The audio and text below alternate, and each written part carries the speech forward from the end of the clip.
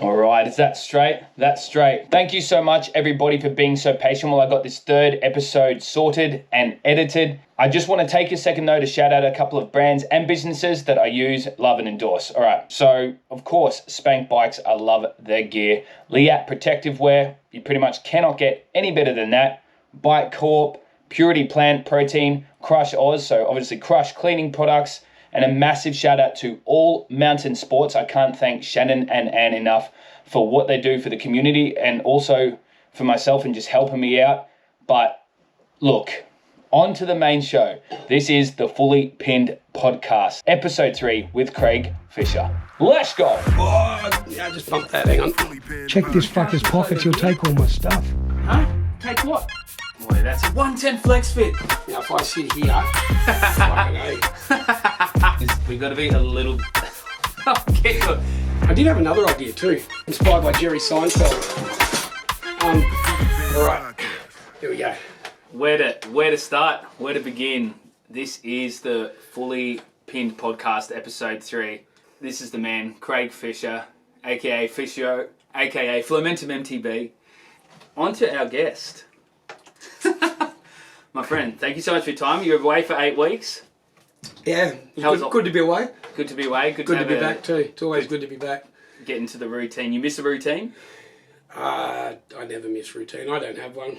I don't plan every day, so I just get up and the only routine I got's work. Everything else, I structure as it happens. Except the biking. Except for biking.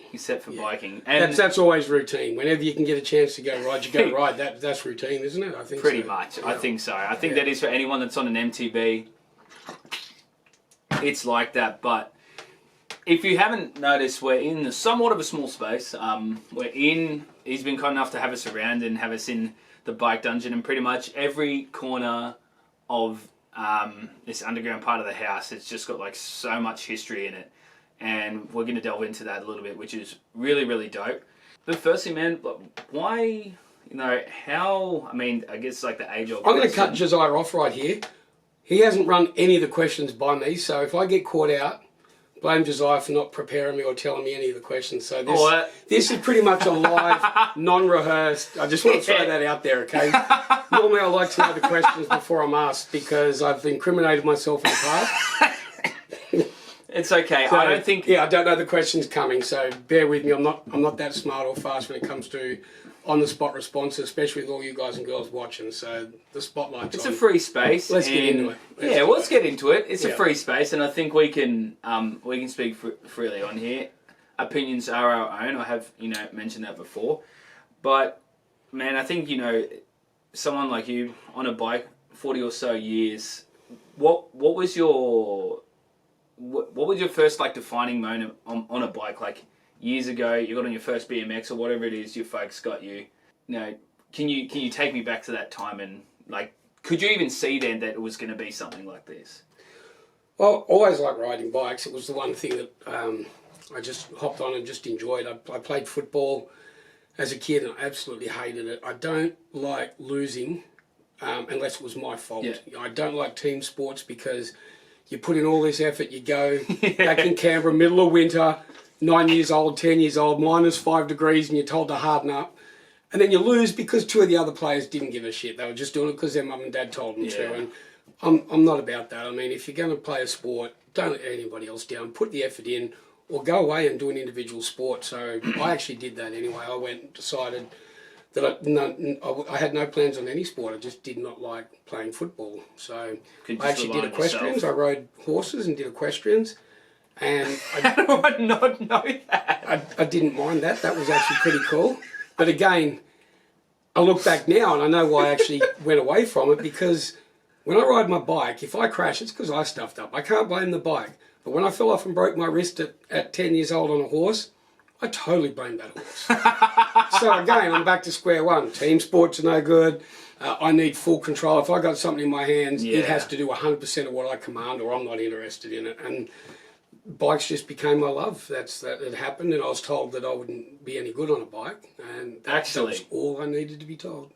Sometimes that's a spark for some people. I wanted to race BMX. I was a skinny little weed. Everybody else was 20% heavier than me, bigger than me. I was You grew into a stocky bloke though, like... Steroids at the time, peak. What? Joking. On the gas as a 10-year-old. No, Is that what happens no, in I was always a skinny rake. Yeah. Yeah, always. Even when I got married to my wife Sandy, I was 75 kilos at 30 years old. There's some classic photos. Yeah, so... What was the first bike?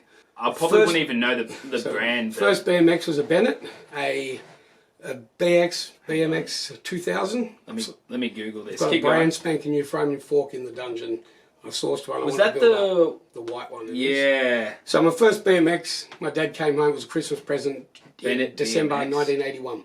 Something like that? Yep, it was yellow with blue tufts.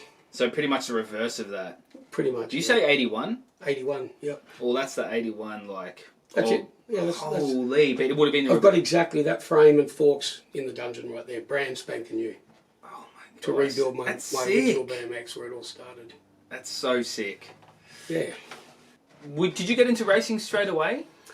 January the 16th, 1982 was my first BMX race. It was the opening of Dixon BMX track in Canberra. I think they'd had a pre-race a week before that. Yep. But yeah, 16th of January 1982, I got second. I've still got the photos of that race. I've still got the ribbon and it's in a frame, so that's why I can remember the date so clear as well.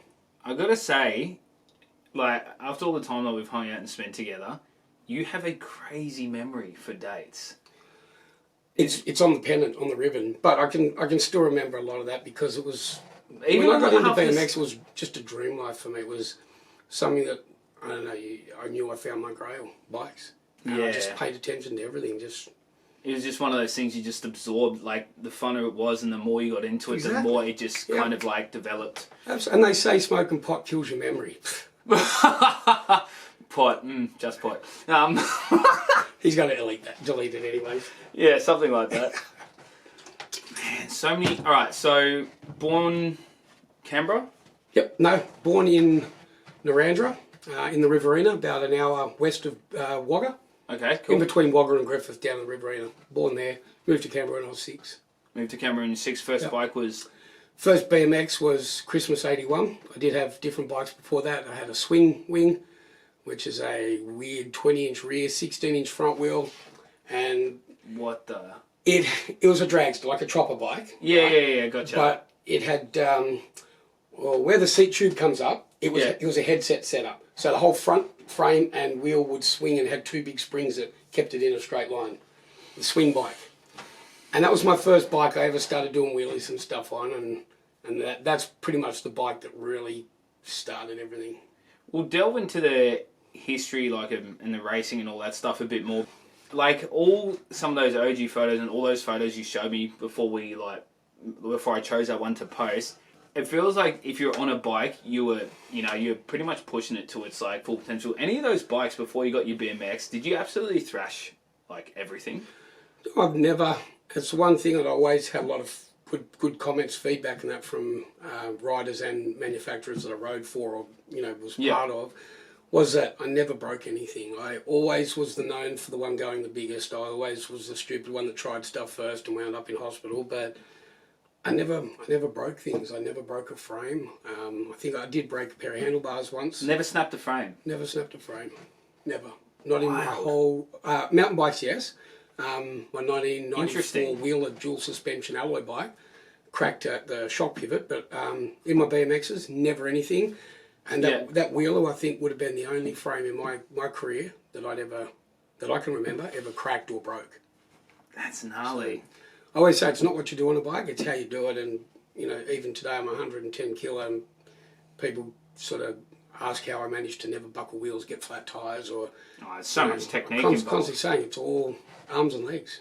All arms and legs. Yeah, just ride light. But yeah, no, I've never broken a bike that I can recall. If I did, it'd be only one, and I reckon if I broke one, I'd remember it, because I probably would have been in hospital. So... Well, from boosting. Yeah. Man, some of those photos are gnarly. I'll get some of the photos and I'll click them, I'll put them somewhere up, but they'll probably be on the Instagram as well.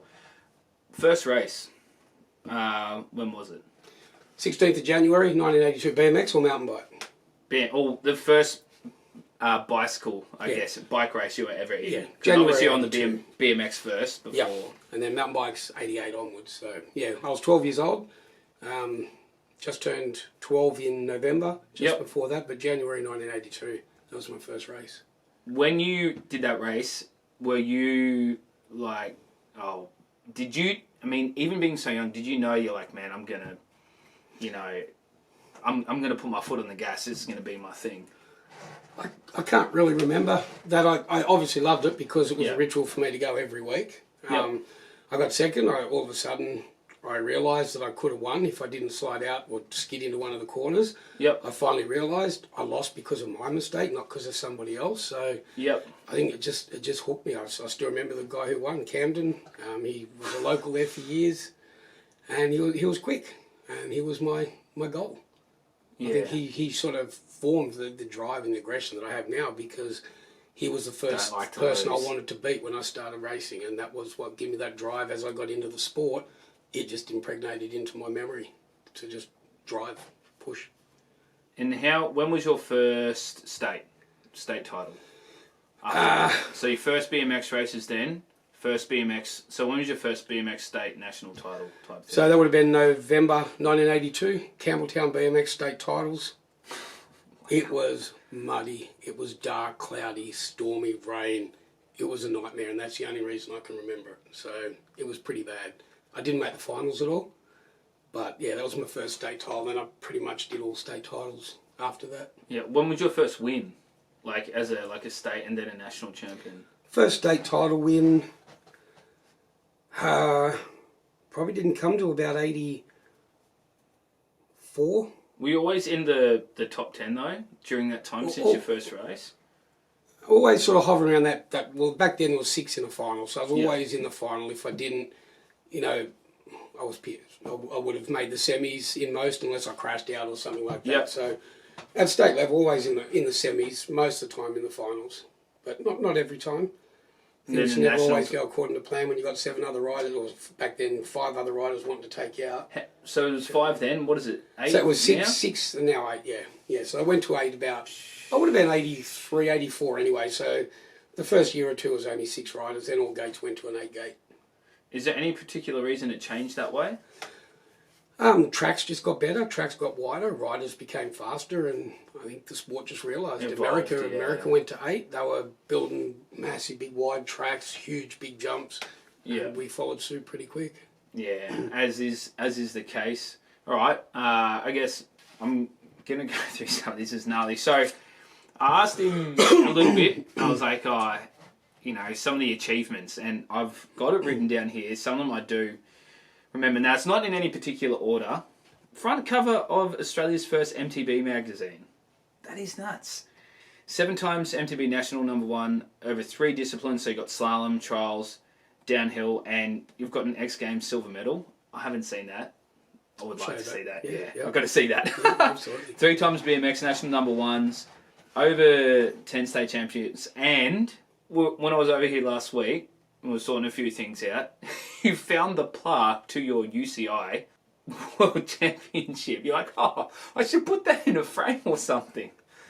That was, we'll get to that race, it was probably one of the most significant races you had, if not the most significant race you had in your career, would you say? Without a doubt. And it wasn't for the win. But yeah, I know. That was a sweetener, for sure. Back to the MTB stuff.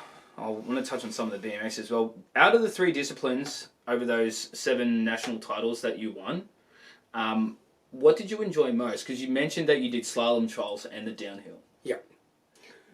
Was there anything that you preferred? Did you race? I mean, I feel like this is kind of an ignorant question, as you know, I don't know what sort of sponsorship you had in regards to what bikes you're given, but did you race everything on the same bike, or did you only have the 2, or did you set things up differently? So when you went to nationals, competed in all disciplines, what were you riding? So back in the early days, this is how old I am, we didn't even have V-brakes. They weren't even the thing. We had cantilever brakes. I don't even know what that is. Okay. Do you have something like that on the wall here?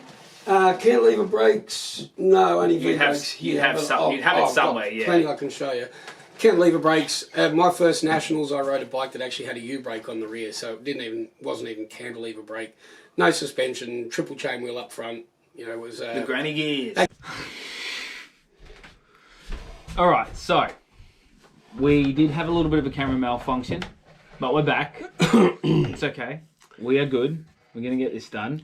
40 minutes of talking. Oh, 15 minutes of recording. Is what it is. But we're still here. We're still with a man.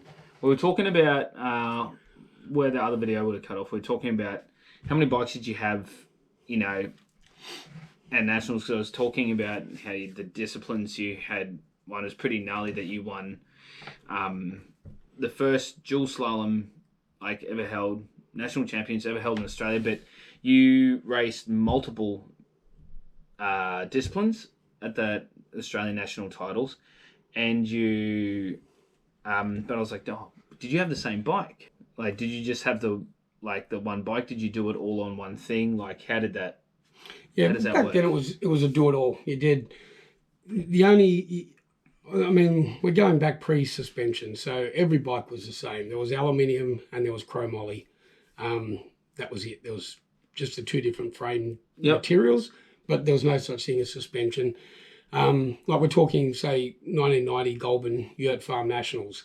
That's where I won the trials. I won downhill in the Sportman, as I said, and I raced cross country as well. I wasn't near the front guys in the cross country, but I did all three disciplines. I won 2 nationals that weekend on the one bike. The only other bike you really would have seen there was a trials bike, which was a 20-inch bikes with the real long stems. Yeah. But I preferred to use the 26-inch bike anyway. So you did the trials on the 26? On the 26-inch, yeah. Yep. And back then it wasn't pallets or anything. It was natural terrain, like big rock drops, and you had to hop up different rocks, and then they started putting pallets in and different things, but nothing like today's trials at all. But back then it was still, you know, even today, the courses were still tough and be challenging for a lot of people. What was the bike though you were riding? Like what? So you had one bike that did everything. What was the go like? So first bike was because I was a Skyway factory rider in the BMX. Yeah. They brought out a mountain bike called the Lemurian. I rode one of those, and then the bike shop I worked at Big B Bicycles, the owner Paul, we brought in our own frames. We called them Totem, T-O-T-E-M. Yep. And we brought in frame and forks. They were like a triple triangle, like a GT frame. We're under the house. Yes. Stop stomping, fuckers! We're going to edit that part out. So we started to import our own bikes through the bike shop, and we had a big team actually going, Totem frames. They were pretty cool. They came in a silver and red or a silver and blue, and we all rode those. They were really cool bikes. But again, it was cantilever brakes. Yeah, it was just all... These things. Yep. So I have... So this is pre-V brake. Disc brakes were... I didn't even know this was a thing. So these are brand new. These are brand new. From when, would you say? Late 80s, mid-80s to... How can they still possibly look like this? Like, they're aftermarket titanium bolts there, but... But this is... So they're similar to a V-brake, but they're not. So you'll notice that the pads are above the pivot, not below. So you can see. Like, that's brand new. That is wild. So Suntour, SR Suntour, for those that didn't know, it's been around a very long time, well before Shimano, I believe. So Suntour been around a long time. Suntour bought the company SR and merged into one. So they recently, obviously, like, they're more known for their suspension, but they've been a business in multiple, like, what other stuff do they make? Because I actually didn't know that they made brakes. I thought they just did forks. Suntour used to have group sets. Back in the day, it was Shimano and Suntour. Today, it's Shimano and SRAM. So Suntour, Shimano obviously dominated, and they're still around. Yep. SRAM came into the scene, but Suntour used to have Suntour group sets for road and mountain bike, track riding. Suntour's been around for a very long time. Wow. Suntour actually make, SR Suntour today make RockShox forks. So for anybody who wants to rubbish SR Suntour, really? Yeah, RockShox. Well, so when you say they make the forks, do they just like build their housing in the lowers? Like what? I don't know the exacts, but I know that the RockShox forks, most of their models manufactured by SR Suntour. That's very interesting to know. Some of your best riders in the world today use SR Suntour forks. Oh, 100% they do. I'm not doubting that, you know, That's just gnarly, no? Like, I've never even seen it before. So you did one discipline, or I'm sorry, one bike, multiple disciplines. Yep. What was the downhill? If you had to say a trail that you've ridden today, because one of the things we spoke about before the camera died, he said that the downhill trails were, you know, the guy probably went up there the week before, scraped it, and then raked it out, and that's what you raced when you got down there. Yeah. And probably a lot rougher, a lot less groomed. If there was a trail you had to compare it to, what's it like that we would ride today? Nerang is raw, natural rocky trail, and that's what we rode. You know, I don't think back in the late 80s, early 90s, I don't think there was a trail that was ever made with a bobcat or a scoop or a bucket. So back then, the trails weren't groomed, they weren't built by a bucket or a bobcat or anything like that. Yeah. There might have been, I can't remember, I just remember most trails Maybe back some then. of the bigger jumps. It was rakes, brooms, shovels. That's how the trails were made. So Nerang today is very much likened to what we raced back in the 90s and the late 80s.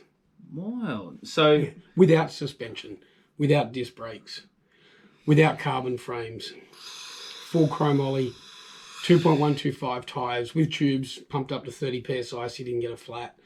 It was true pioneering of the sport, that's for sure. It was darn good fun because it's all we knew. I never rode down the hill going, man, I wish I had hydraulic disc brakes and a carbon frame. We didn't know about them. We loved what we had. We were stoked when a 650mm bar came out. Why? How are we going to fit through the trees with those bars? That's now, it was. What are you riding on your Rocky? 820. 820, yeah. As Bob Dylan says, cut down from 840s. Cut down from 840. I like wider bars. I think it's because How did you go from racing that and then decide that you like wider bars? Well, I think stability? Again, it came down to being told you shouldn't or you can't or that doesn't work. Then I have to go, well, I need to find that out for myself. And you hear people going, 800 bars, you can't turn corners properly, you know, all this crap.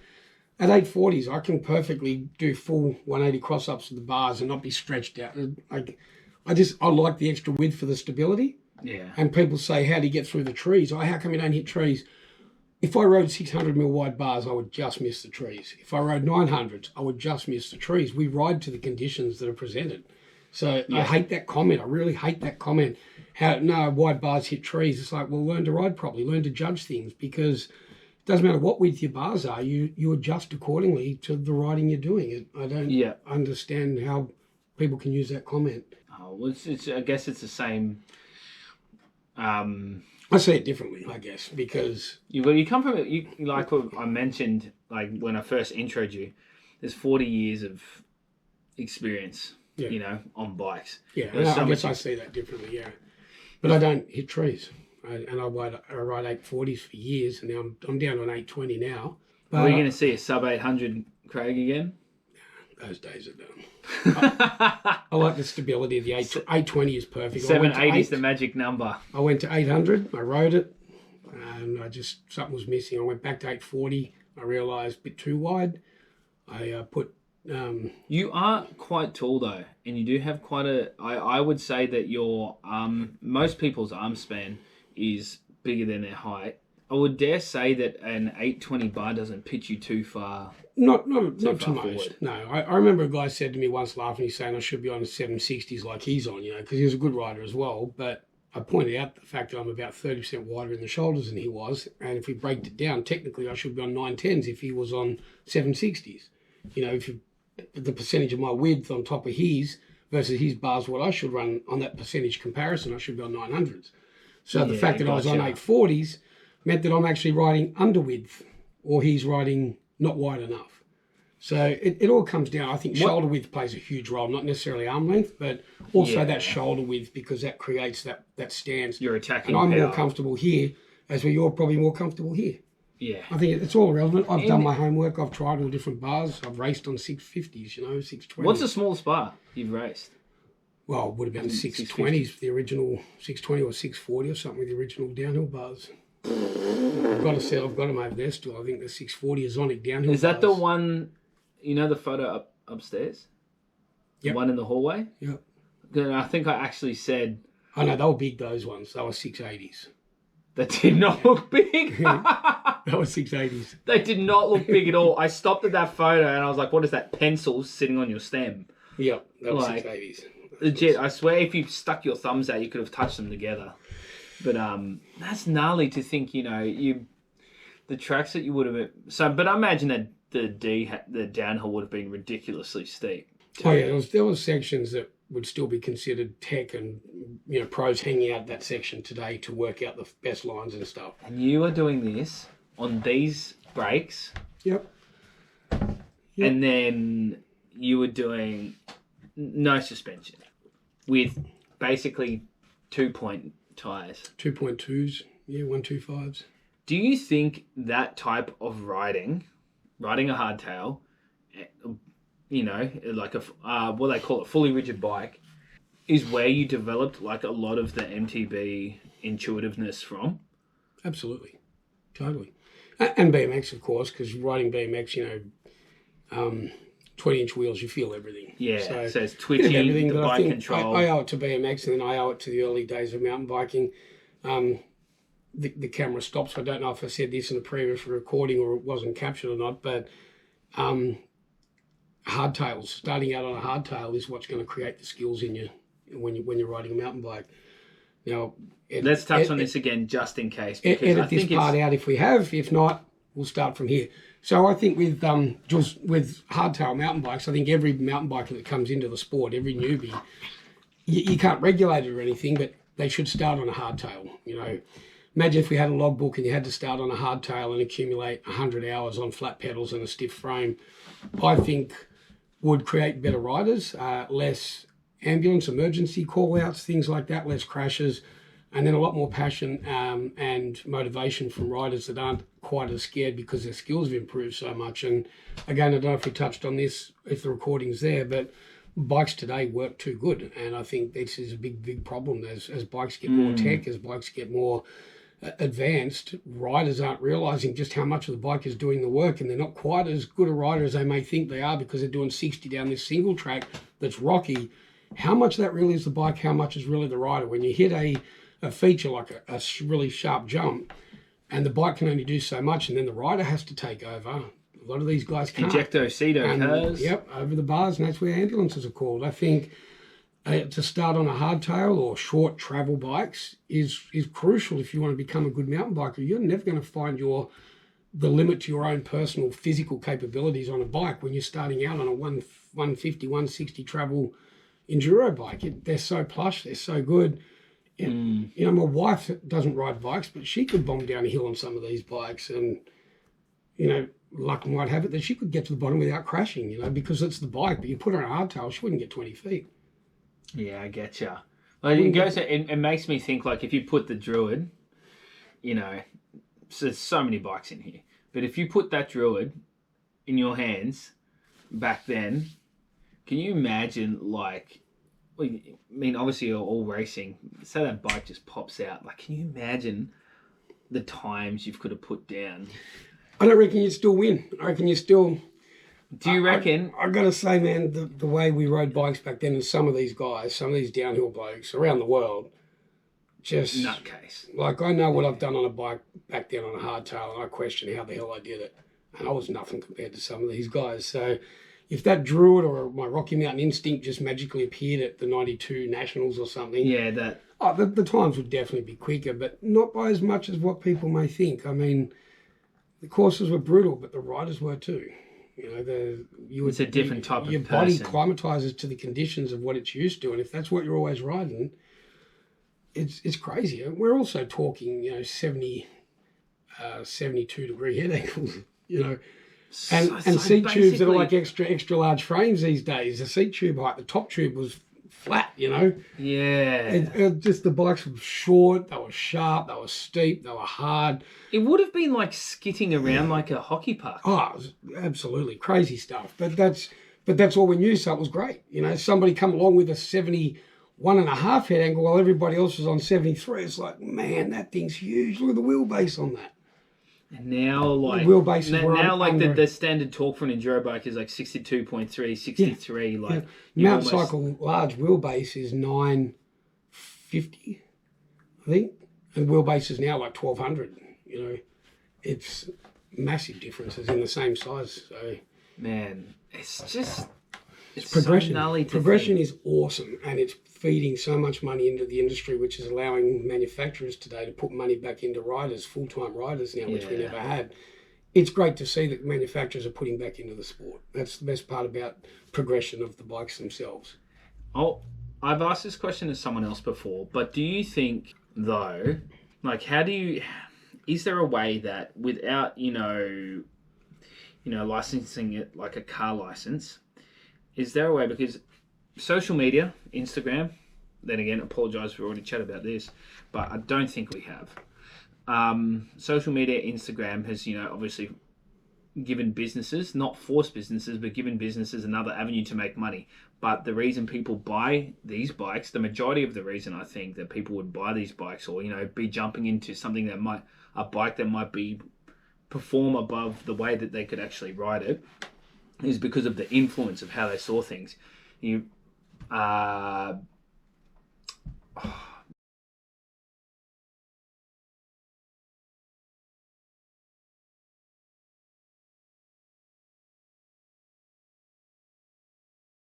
That Nationals was like so different. Like every race, every rider, every discipline, all the way down. But you said Crankworks was a different vibe. Yeah, Crankworks, different events on different days. Yep. And if you're a slalom rider, you probably didn't come for the slope style. If you're slope style, you I weren't wouldn't there want to for the miss front any track. of it. I watched Yeah, everything. But most riders, and most didn't, but you still saw people just walk around not paying attention while the slope style was going on. The only people around the fence were the ones interested. It was probably 70% of the people there. Another 30% were off doing other things while the slope style was on.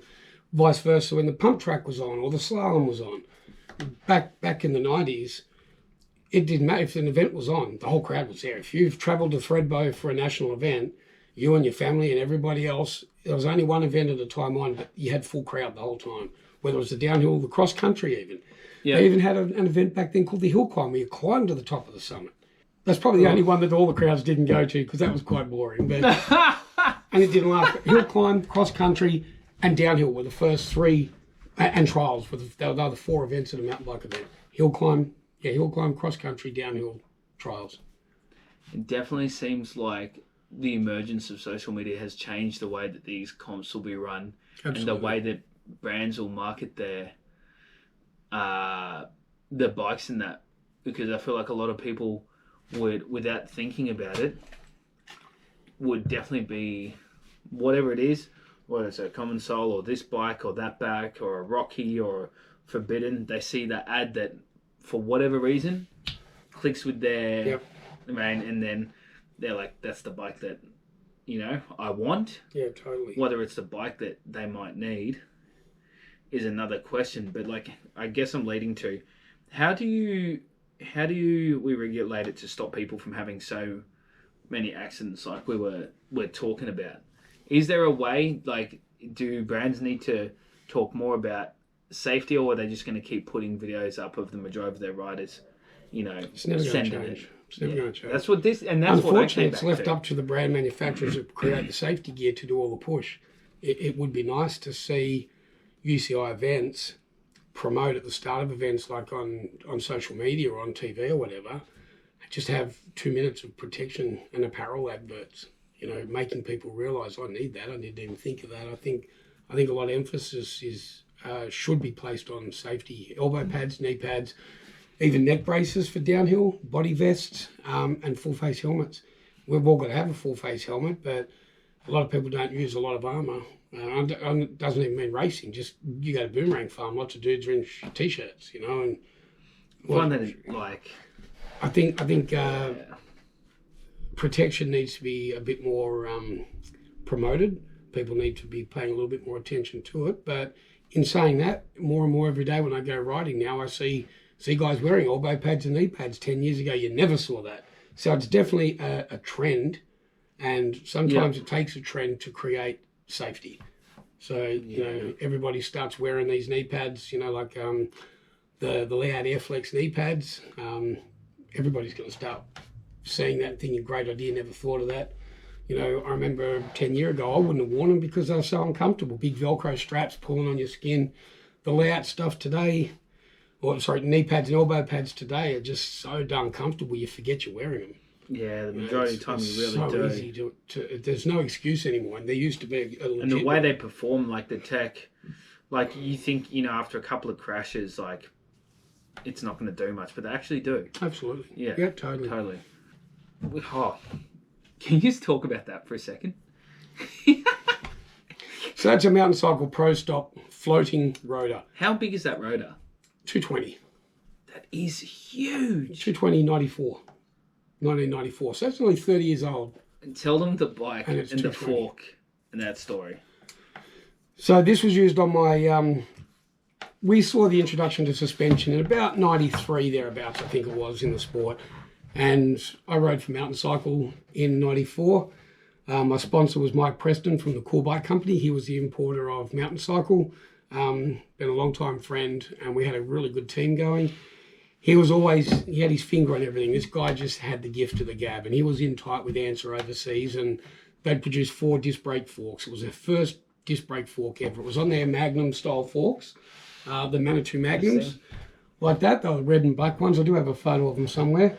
Answer sent the 4 pairs over here. That straight top tube you were talking about.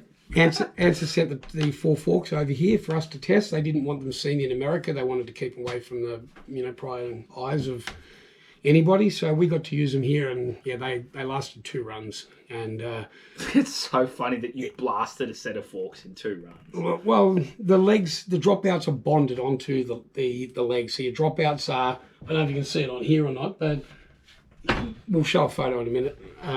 The dropouts are bonded onto the leg, and actually, I'll take a photo. What happened was before I forget, just the bottom here, yeah. Yeah, so the dropouts were bonded onto the leg, and going down the first run felt okay. Second run down Threadbow, down the hill, underload on the front brakes, heavy, sort of braking into corners. The bars were twisting, or the front wheel felt like it was twisting. Something didn't feel right, so I went back to the motel, and Mike Preston and Pat Scott were already there with their front wheels off. When I took my front wheel off, the whole caliper and bottom leg was just separated from the leg itself.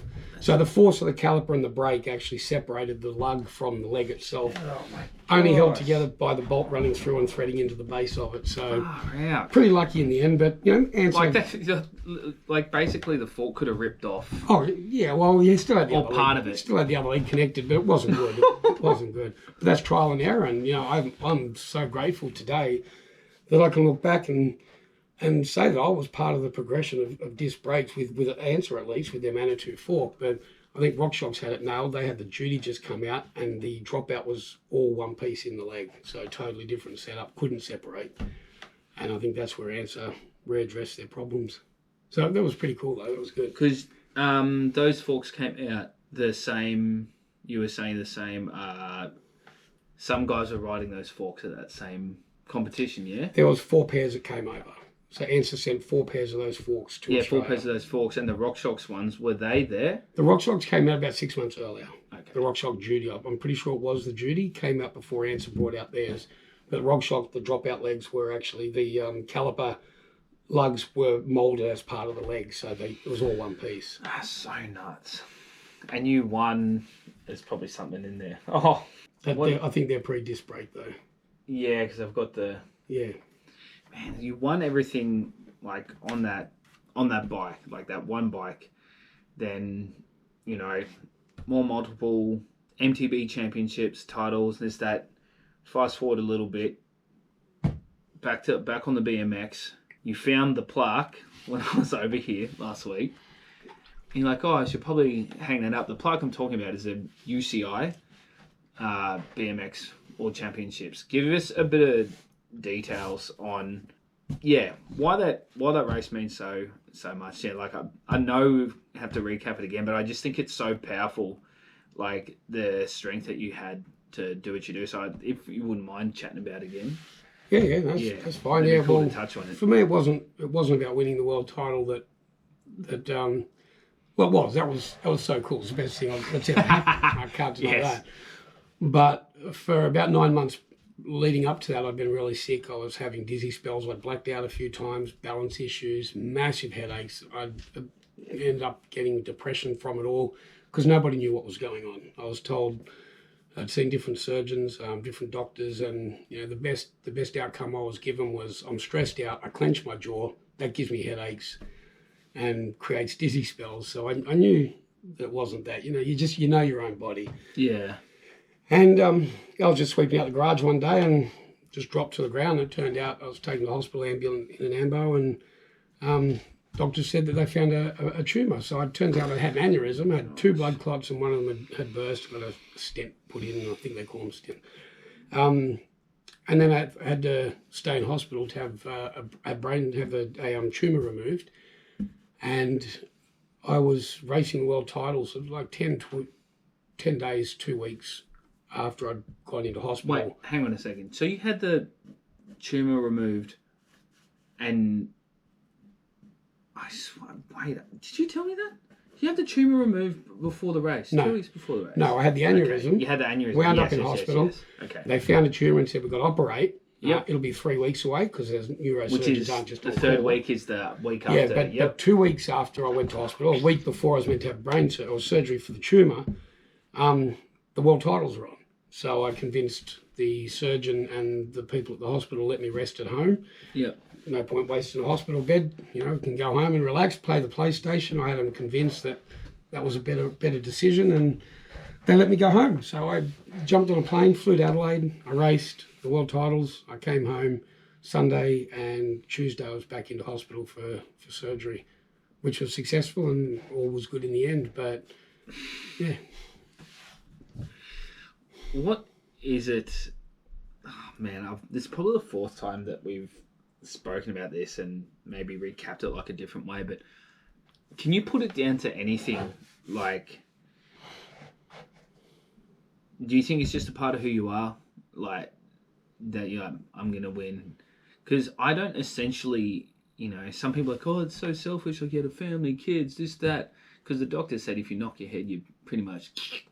I had a chance because I still had a blood clot, so yeah, there was a chance. I was told not to do any sport, nothing, because a good hit on the head could put me back in hospital in a bad way. Just wanted to do it. I didn't think about that at the time. I just wanted to rest at home, wanted to race. I look back on it now, and could I say silly? It was silly. Was it negligent? No. If you don't take risks in life, how are you going to get better at what you do? How are you going to... Life is all about risks, whether they're physical, financial, mental...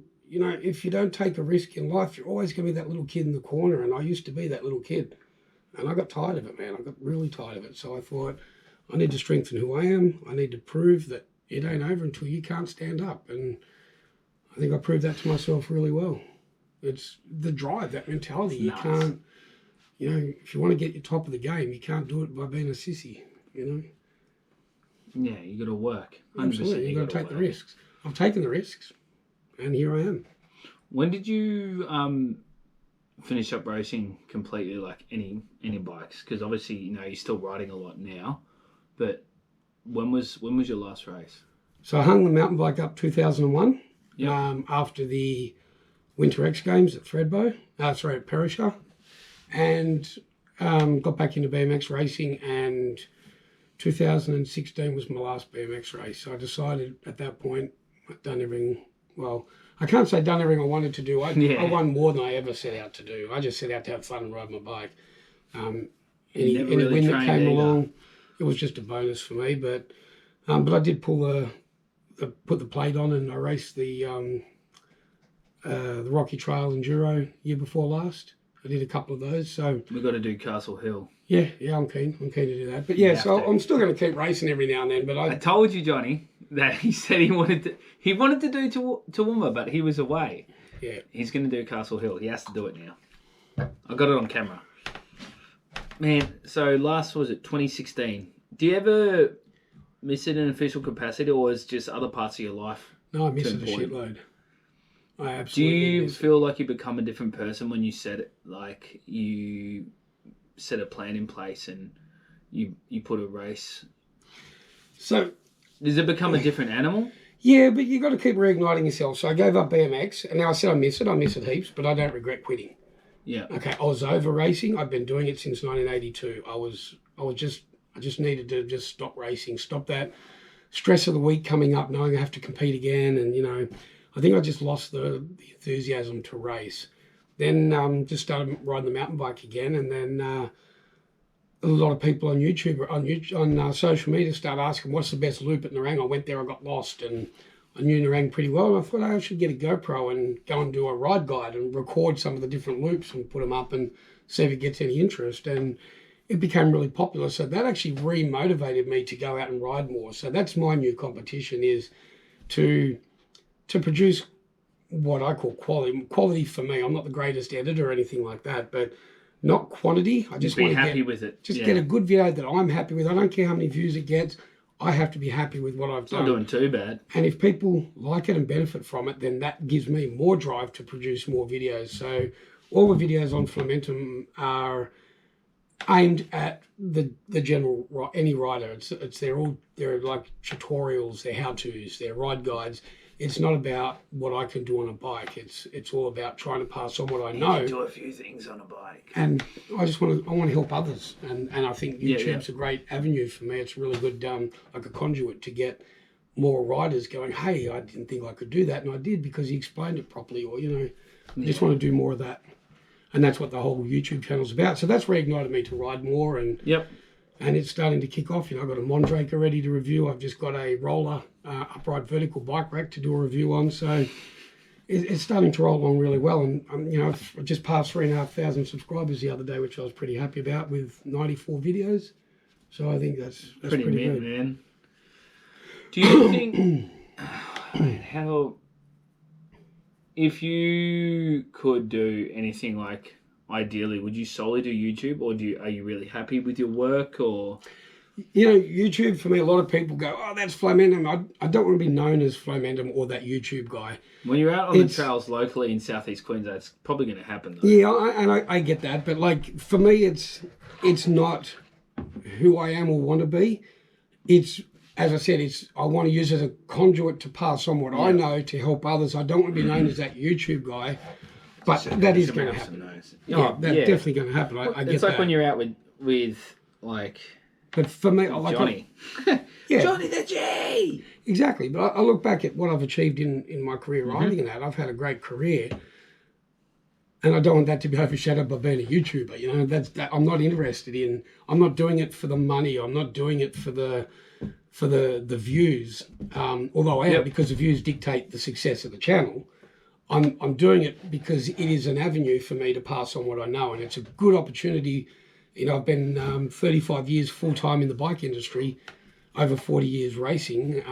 It's an opportunity for me to pass on what's up in this muddled up head, try and break it down and pass it on to the viewer and help them become a better rider, help them learn how to wheelie, bunny hop, help them to go out to Nerang and have an awesome ride through a trail they didn't know about, or that's the whole idea of my channel. It's all about helping other riders, because I've got so much out of the sport.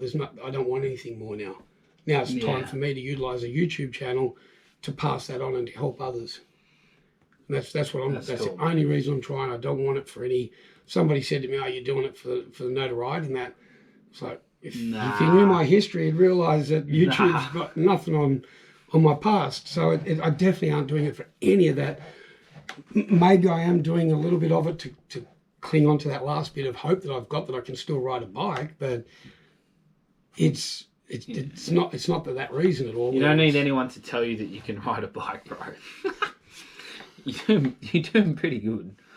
Like, I think that's cool though. Like, I definitely think that humans need something to work towards, on just basic daily goals, whether it's like a one passion, like with it's bikes and mountain bikes.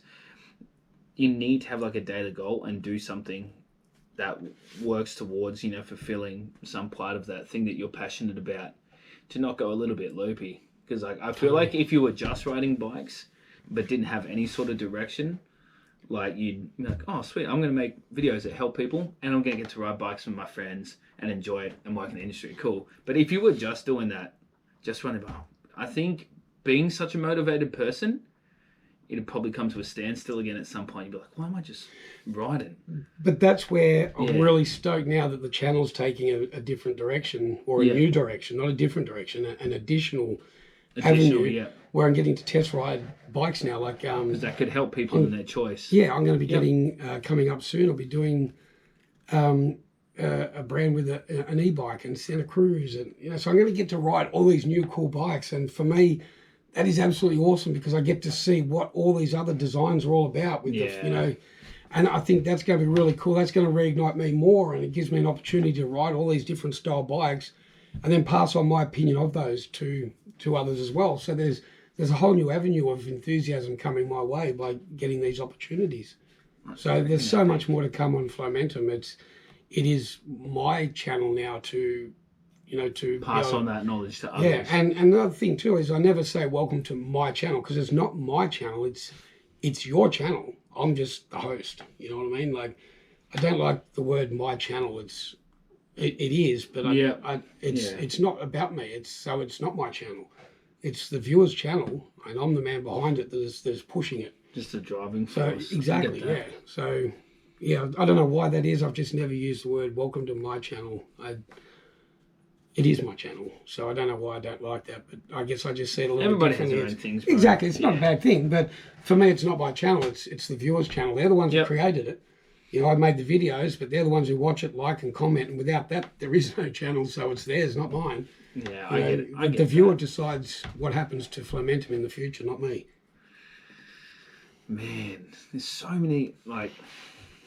It's a really good thing because, like, obviously I was going to, touch on the YouTube stuff, but I think it's cool how it's naturally flowed from, now that we're not racing, like, what's the goal, what's the thing for you, like, how do you give back, doing bits to help other riders, teach me a few things here and there, other riders in local community, helping out, young guys, like, I feel if I was in the same position, it would be something that I would want to do as well because, man, like there's so much history, there's so much knowledge. There's so much history, there's so much knowledge, like, why not give back? Exactly. I had a note here, it's just one of those things that come up. Sole designer, you said, of the world's #1 selling BMX race tire. And you also told me you designed a Maxxis tire. Can I say that? Yeah. Can we talk about that stuff? Yeah. How did these opportunities obviously you're so well embedded in the industry. How did that stuff come about? I've been working for the Bicycle Corporation since 1996. The biggest, most successful wholesale company in this industry for sure. They've been around since 1982, and never struggled. So Bike Corp's been around since 82? Since 1982. Actually, the three original directors of the company were in this industry in the 50s here in Australia with Melvin Starr back in the day, called General Accessories. So they've been in this game for over 50 years, 60 years plus. Wow. There's some history with those guys, and I've been lucky enough to be a massive part of that company. Tioga had a financial investment in Bike Corp at one stage. So when I was racing, I sort of had a bit of credentials behind me, and Tioga just a few credentials. Tioga wanted some new tyres, so we came up with the the Comp-X was one of the first tyres. A lot of people won't realise there's a bit of history there, but when the Tioga Power Block came out, that was a tyre that I designed single-handedly. So Tioga approached me or through Bike Corp and said, "Here's what we need." What do you think? The Tioga Comp-3 was the big seller at the time, and then a brand called Intense brought out a race tyre called the Micro Nobby, which was real low profile. Just a little brand called Intense. Yeah, so they created this Micro Nobby. I think they may have been the first company to come up with a low profile, small knob, high speed tyre as tracks progressed and got harder, compound, bitumen corners. These tyres came about, and the owner of Tioga also owns a percentage of Seattle Bike Supply, which is SBS, which is Redline Bicycles. And the Comp-3 was fitted on the Redlines. People didn't want that because they wanted these new tyres. So Redline said, "We need a new tyre from Tioga." They approached Tioga and said, "We need a new tyre. We need to take on the Intense Micro Nobby." They contacted me, and I've got all prototypes. I've got resin molds. I've got everything. I've got graphs, CAD drawings, everything there. Went on to become the most successful selling BMX tyre in the history of the sport. So that was pretty cool. That was good. That's gnarly. That's so dope. And the Maxxis tyre. Maxxis was the. I didn't design it. I had a little bit of input. It was minor, but yeah, I had a little bit of input into the Maxxis Crossmark initially. They wanted a cross-country tyre that was a bit more aggressive. Yeah. As cross-country started to get a lot more aggressive. But it was more opinions, generalisation there. But I wouldn't say I had anything to do with it, but I did. But, yeah, can't say that you didn't. No, but yeah. So dope. Is there anything like... Any moments over the years, like after, you know, all the achievements, medals, championships, everything, is there any particular moments that stand out for you? Like, or is there any, you know, like a small handful of things, like obviously like your world titles, like, your world titles are probably like your most favourite moment from racing, but is there anything aside from the wins that you're like, oh man, I love that? Or... anything that like really sticks out? Yeah, probably. I don't know why, but 1994, the dual slalom was growing. It was a big sport in this country. Yeah. And there was this massive big dual slalom event held in the centre of Sydney at, I can't remember the name of the park. It was in the middle of the city. Yep. And it was a big, sponsored by Reebok. It was sponsored by Syncross. It was like, you know, it was $6,000 or $8,000 prize money and all these other things, and it was in the middle of a park, and the park had sort of stepped down grass, and they built this slalom course on it with the TV crews, and it was a big national thing. And I just had this awesome day on the Saturday. I qualified fastest, so you did qualifying rounds, and I was the quickest qualifier. And I was riding for a company called Wheeler at the time. I had a Wheeler dual suspension bike, and it was cracked. I noticed a crack on it that morning before racing, and I kept an eye on it. And this is the only bike that I've cracked. When I said I've cracked a frame before, a mountain bike frame, that was this one. And that afternoon on the Saturday, I was offered a sponsorship by Mountain Cycle. That's when I first met Mike Preston from Cool Bike Company. We'd already spoke. I knew that deal was going to happen. I met him there, and we had a chat, and then went home, went back to a friend's house that night. Next morning we came back, and I ended up winning everything, including the finals. And I was up against one of the world's biggest names, Miles Davis. He was a full Trek factory rider at the time, very fast guy, really nice guy, Miles. And we went head to head in the finals, and my frame actually broke. Was ready to break after my first, because you do a run in each gate. After the first run, I just beat him in the left lane, and I noticed the frame was starting to separate. And presto, offered me a mountain cycle. I said, no, I need to stay on what I know.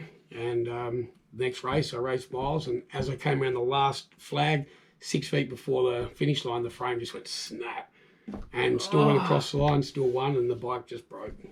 It literally held on until that last second of the race. And my gosh. Yeah, so for me that was really cool, because that was a big event back then. That was bigger than the Nationals when it came to media coverage and everything. It was on wasn't Simon Townsend's Wonderworld. It was one of those, you know, those afternoon sports show things, and yeah, that was really cool. I won like the bike snapped as you came across the line. Yeah, just on that last race, probably I've done. What you would do for footage of that? Oh yeah. Oh, there is a mountain in this Australian Mountain Bike magazine. There was a coverage of that event. And they talked about that happening. I think that's probably why I remember it so much, because I've read it in that article. But yeah, that's probably a good one for me. Somewhere have to have a copy of that. Yeah, I've still got the check. I've got the check, like a copy of that check, a photocopy of it. I've got the article. I've kept all that. I've got the photos. The Canberra Times did an article on me afterwards. And nuts. Yeah, it was pretty cool. So for me, that one was really cool. That was a good one. That was fun. I don't know why. I just won everything. I picked up my mountain cycle sponsorship. I won. You snapped a bike awesome and still won. Reebok shoes. You know, $1,500 or something stupid back then. It was huge. So it was good. It was an all-round good day. But there's one thing I've always wanted to win in my life of racing. I've never have, and I've always wanted one. It was a big-ass novelty check. I've never won an event that has those big checks, and I've always wanted one. I've won one. I always, you suck too. I do suck on a bike. Take away the worlds, take the Nationals away, just give me some event that gives me this big novelty check that I can put up on the wall, you know? It's all I ever wanted. If it makes you feel any better, the thing that they awarded me, that was on the thing, like, you know, there's money on a check. There was like a trip to Coachella. That trip to Coachella never happened, but I still got the check, because it was a very particular award that was given along with the trip. That was, the prize for winning that award. Anyway, I'm stoked that I've won something. Cool, man. I've got a 1-up on you. That's the only thing, though. I was going to go and get one made. Oh, why not? Why not? No, because I didn't win it. I would never. I thought about it because that's what I always wanted, and then it's the only thing I regret retiring from racing and not actually achieving was just getting a big ass. I don't care what the event was. I don't care if it was some clubby thing and they did it as a novelty. I don't care. If I legit won that club race, I got that check, I would be a happy man. It's the only thing I never got. Why is it? I wonder why it's such like a. Ooh, I got a. Ooh, you get that check. You're like, I'm the man. And you look down. You're like, oh, that's not that much money. Oh yeah, I don't care if it was $1, just as long as it was a legit event and I won the check. That's all I wanted. I didn't care about the money part of it. Although the more the better, of course. We'd never argue that. Where have you travelled to? Hang on. All right, let's get back into that. I think we actually made up for pretty well then. That was good. I'm surprised the GoPro went for 45 minutes without overheating. Oh man, I was looking at it. Yeah, and I'm I like, kept is thinking, it gonna happen? Are you still going, you fucker? That's brilliant. All right, now ready? Let's go. Traveling around, obviously you've been to so many places, you race in so many places. Is there any, obviously we spoke about favourite moment. Is there any one place that you have been that was the nicest to ride in? Or not just racing, but nicest to ride in that mountain biking bikes is being able to take you to? Yeah. Mountain biking never took me out of the country at all. Yep. There was a few sort of opportunities that arose in the 90s, but I still had to pay my way and I just didn't. That's probably... I always say I never regret anything I've done in life, only the things I haven't. And that's definitely, without a doubt, one of the things I regret. Do you mind if I ask what those opportunities were? I can't remember. It was to race Mammoth Mountain. It was go and race Mammoth. So Mammoth was, without a doubt, the biggest downhill event in the world back in the 90s. If you race Mammoth Mountain, doesn't matter whether you crashed and didn't finish or you won. You got invited to race. You were still a legend. Oh, you didn't have to get invited. I need to look it up because I haven't even heard of it. Oh, really? I've been nerding out. Yeah, so Mammoth Mountain was the big one. But without a doubt for me, 1987, Orlando, Florida, BMX World Championships. I didn't make the main. I think I made the quarters and that was about it. But you're a 17-year-old, your first trip to America, your whole life, you bled BMX and all of a sudden you're in BMX's backyard. Well, because we went to California first, which is where BMX originated from. And just to see all these factory riders that you read in the magazines, they're right in front of you, man. And I'm this skinny, weedy little 17-year-old nobody, looking up to all these idols that I had. It was something I will never, ever forget. The track was, if you could create something in your mind, this track at Orlando, Florida was it. It was just the raddest thing. And, they Vans sponsored it, Vans shoes sponsored it. It was... They had you all know you like a pair of Vans. Well, yeah, I love my Vans, but they had a big banner up on the commentary box. It was huge. It was 1987 IBMXF World Championships Vans BMX. The banner was 12 foot wide. And I went and stole it that night, one of the nights. I climbed a tree. And of course you did. I jumped about 8 foot across to the commentary tower, and I got this banner and I couldn't get down. My mate Kieran had to call the fire brigade. He took the banner and hit it. And well, you got stuck in a tree? No, I got stuck up in the control tower because they locked everything. You couldn't get down because there's a ladder, but you couldn't get into it.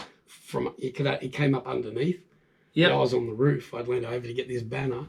And you got stuck. Oh my god! I couldn't jump back to the tree because I jumped from a branch down. Yeah. Anyway, it was a bad thing to do. But I've got this awesome, big, huge banner, and it's the best thing I've got because of the memory and the story and the fact that was my first big adventure in bikes out overseas. Loved it. It was cool. And you still got that banner? Yep, still got that banner. Of course I do. Absolutely. So many things. I cannot wait to see. Yep. And it's got the big Vans sign on it and everything. It's got Vans BMX, IBMXF World Championships. Yep. It's a cool banner. I'll show you in a minute. Yeah. But you will. That was probably, that part was good, but probably the most fortunate or opportunistic one that I had was GT bicycles wanted me to do a freestyle tour through Japan in 1994. Oh, And that was all covered, all expenses paid. And World Expo was one of those things that went around the world. It was a 10-day thing, and we did that in Toyama in Japan. And that was a real good privilege to ride for GT bicycles and do freestyle tours throughout Japan. Because they're one of the OG brands, like along Absolutely. with like back then, Melvin and who else?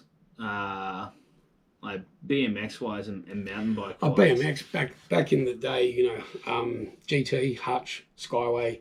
Yep, I know Giants, they Skyway were and all GT. huge brands back then. They were just big. GT was probably the biggest, and Redline. They'd be two of your bigger brands. They were two of your biggest head-to-head pros in the US. Greg Hill and Stu Thompson, GT, Redline. So it was a good opportunity to do that. I'm lucky enough. I've still got the riding gear, the factory gear that I was given to use, and yeah, that was really cool. That was a good opportunity, that one. So I've had a few trips around the world from bikes, and stunt double for a chewing gum commercial in Indonesia. What? That was pretty cool. Wait, did you ride bikes in the commercial or you were just a stunt double? I rode the bikes. So it was a group of 2 boys, 2 girls. They were bored, sitting around, nothing to do. And then one of the guys pulls out of his pocket this Lotte chewing gum, and they'll go, and they all have a piece each, and then they feel active, and all of a sudden the guys jump on their bikes and start riding this half pipe and doing big airs. And you were one of the guys. We weren't the actors, but we then had to get into their clothes and then ride this half pipe. And we I dare say you didn't look like any of the Indonesian kids though. But you can't tell because it was done at night time. Oh, okay, yeah, gotcha. Yeah, so the film company had already contracted 2 local bike riders. And when we went to this film studio, there was this little kick ramp. It was about 4 foot high, just sitting against a wall. And Squid, the guy, the TV producer, the producer of this film company, said, "Oh, that's what we had for the 2 riders that were going to do the commercial, but it was too big. They couldn't do anything on it."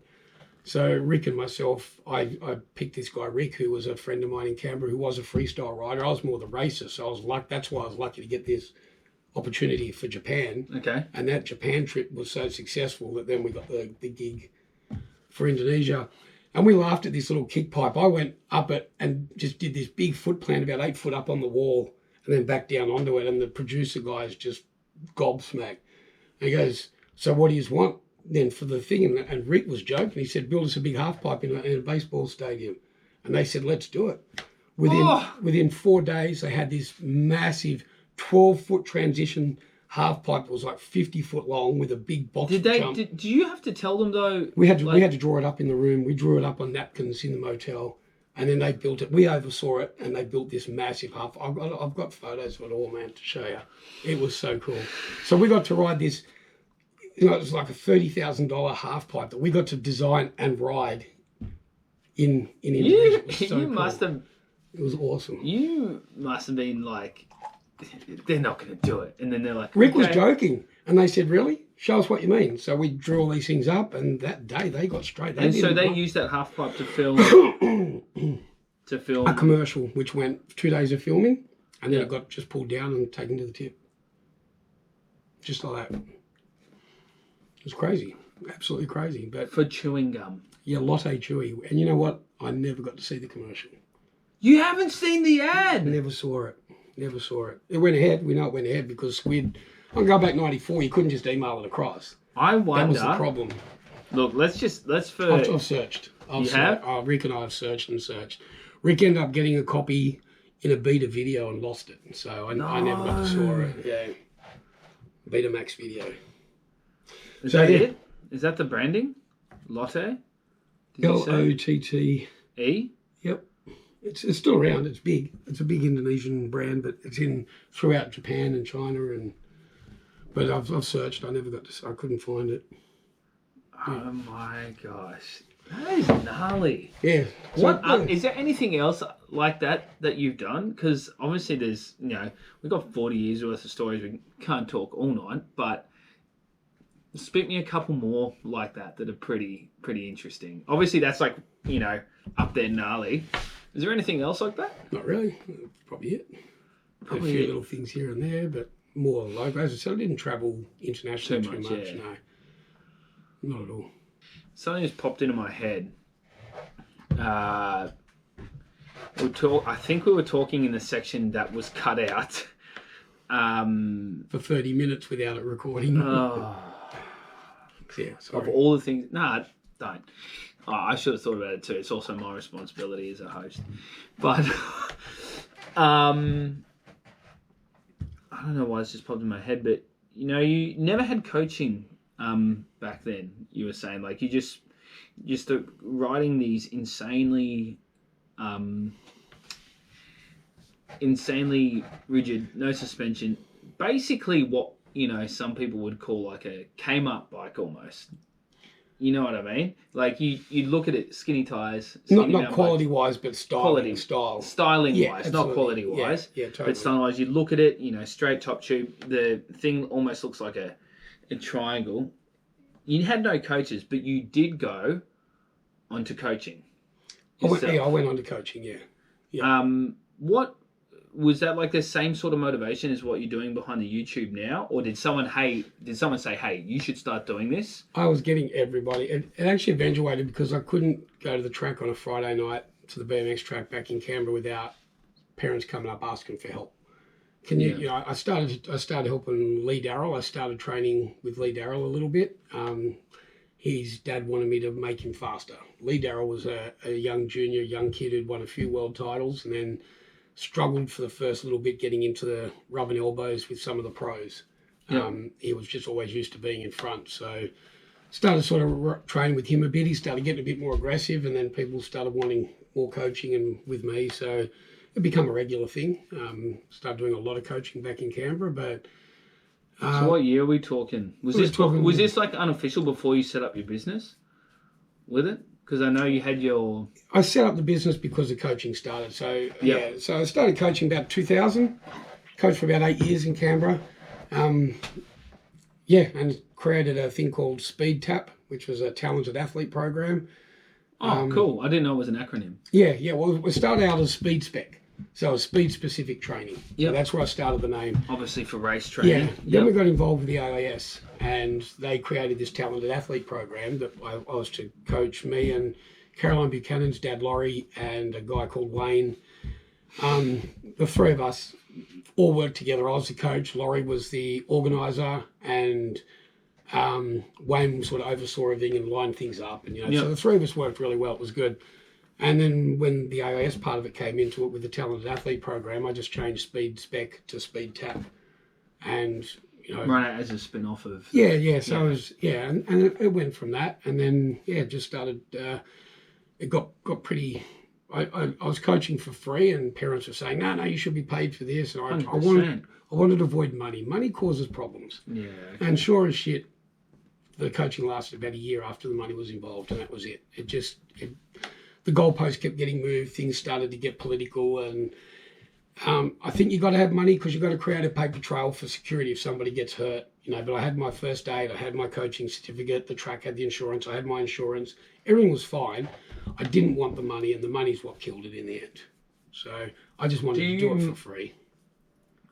No, maybe I won't touch on it. My payment is watching somebody go from not being able to jump a double to jump that double and be stoked with themselves. That was my payment. It's a good feeling. I can attest it. I'm still not the best at jumping, but if you look at 6 months ago compared to now, just from the, few, because we've ridden together heaps, but like I'm talking about like actual, stuff you don't see on video. Stuff you don't see, on video. Maybe there's like 2 or 3 hours collective teaching. I can't say how thankful I am because I have a very analytical mind, and for me, I look at the trail top to bottom, I look at my bike, I'm like, there is a step-by-step process on what to do with this bike to get the best out of it from A to B. And like, same with the jump, I'm like, there's stuff to do on the bike. And some people just learn it by doing it again and again and again, like yourself, like you did, but now you've got this knowledge to pass it on. It's gnarly to see how it, like, that little bit of knowledge changes the confidence and how everything feels. Absolutely. Like on a bike. Yeah. It's nuts. And it's a good feeling. And for me as a coach, it's a great feeling. And I'd get parents coming up to me and riders saying, thanks, for making me a better rider. And I disagree with that. I don't make anyone a better rider. Only you can make yourself a better rider. All I can do is put into your head, know your capabilities and make you aware of them and make you push those limits. Only you can make yourself a better rider. I can't do that for you. That's all I can do is get inside your head and make you understand you and what you are on a bike so that you can utilize what you've got to become a better rider. And that's my take. I can't make anyone a better rider. That's up to them, but I can get inside their head to make them realize they can become a better rider. Yeah. Well, obviously you are. I probably overanalyze a little bit, but no, but that's fine. But like but that's where I think the help side of things, or the coaching side of things would have been, so like you had such, look at Harriet, now like you mentioned that you coach Harry Burbage Smith, and she dual slalom, speed and style, back-to-back gold. She was one of the I'm sorry, I can't remember her name, but the Kiwi girl that she just rode. Jenna Hastings. No, the other girl just rode Dark. She just rode Dark Fest, like her and the other Kiwi girl that were there. Martha? Is it Martha? Nah, I'll figure it out. But they were like two of the first women to, jump some of the biggest jumps there. Yeah. Like it's gnarly, and it's just because you like to see. I've got a spot like this because this is out of all the stuff this guy's achieved, I think it's important to spot like he just loves to help people. Like we've been out on rides, we've been out. Never has he. Anytime anyone's asked him a question, he's always got time. He's always got time to say, even if it's just a chat, even if it's not directly something skills related. So I've got to give you kudos for that, man. Like, it's cool that you just want to see people, you just want to see people win on a bike. Like, absolutely. It's gnarly because I've met some really nice people since I've been back on a bike, and I've met some questionable personalities. There's some out there, mate. There's some out there. And I kind of wonder like why some are the way they are, but everybody's different, man. That's right, exactly. But I have a theory too. I've always tried to stay really humble because just because I can do a bigger skid on a bike than somebody else, it doesn't mean I'm a better person. Yeah, do you know what I mean? And look at what you do. There's so many things you do outside of bikes that I'm jealous of. We've all got something. Do you know what I mean? And it really peed me off one day. In the old school BMX scene, I'm chatting to this guy in Sydney a lot. Really nice guy. I hadn't met him in person. Was really keen to. Just a really nice dude, And I went down to Sydney and raced at MacArthur BMX and old school Grand Nationals. And when I got back home, we were chatting online. I was chatting to this guy, and I said, he mentioned he was there, and I said, dude, why didn't I see you? Why didn't you come up and say again? He goes, I saw you. I came up and you were standing there talking to a couple of the other guys, these other fast riders. And he goes, I didn't want to interrupt you. I'm a nobody. You wouldn't want to speak to me. And it pissed me off. I said, are you fucking serious? I said, are you serious, dude? I said, okay, I've seen the way you play guitar. I'm jealous of you, man. I would have got on my knees and bowed in front of you. I said, just because I'm faster than you on a bike doesn't mean you're not better than me at something else. And we should never podium each other, no matter how good you are at something. Yeah. Just don't ever act like you're better than somebody because you're not. There's always somebody better. We've all got our faults and we're all better at each other at something. So I always say just because I can do a bigger skid than somebody, it doesn't mean I'm should be podiumed or better than them because they're going to have something that they're better at me at, And it just really made me realise then that don't judge people for who they are or what they can do. Judge them for who they are as a person. Yeah. That's how I see it anyway. Well, it's a good philosophy to have. I guess. 2014, I was 34. I raced. Oh, jeez, I was 44. I was going to say, hang on, that wasn't that long ago. I decided to race pro instead of age at the Lorraine Nationals, and I went in A pro class, and they're all young kids. They're all super fast, 18, 19-year-olds. I'm in my 40s. Totally snobbed me in staging in the first moto. One of them I knew. When you say first moto, what does that mean? So BMX you have 3 motos, and then whatever position you get, points are added up, and then the top. Is moto short for something? Race. It's a race. Yeah, they just so you go through the whole classes, Moto 1, then you go through them all again, Moto 2, and then Moto 3, and then the top 16 go into semi-finals, top 8 then go into the finals. You know what I mean? Yeah, gotcha. Yeah, and they just snobbed me. They didn't speak to me at all. And I won the first race, first moto by about 4 bike lengths.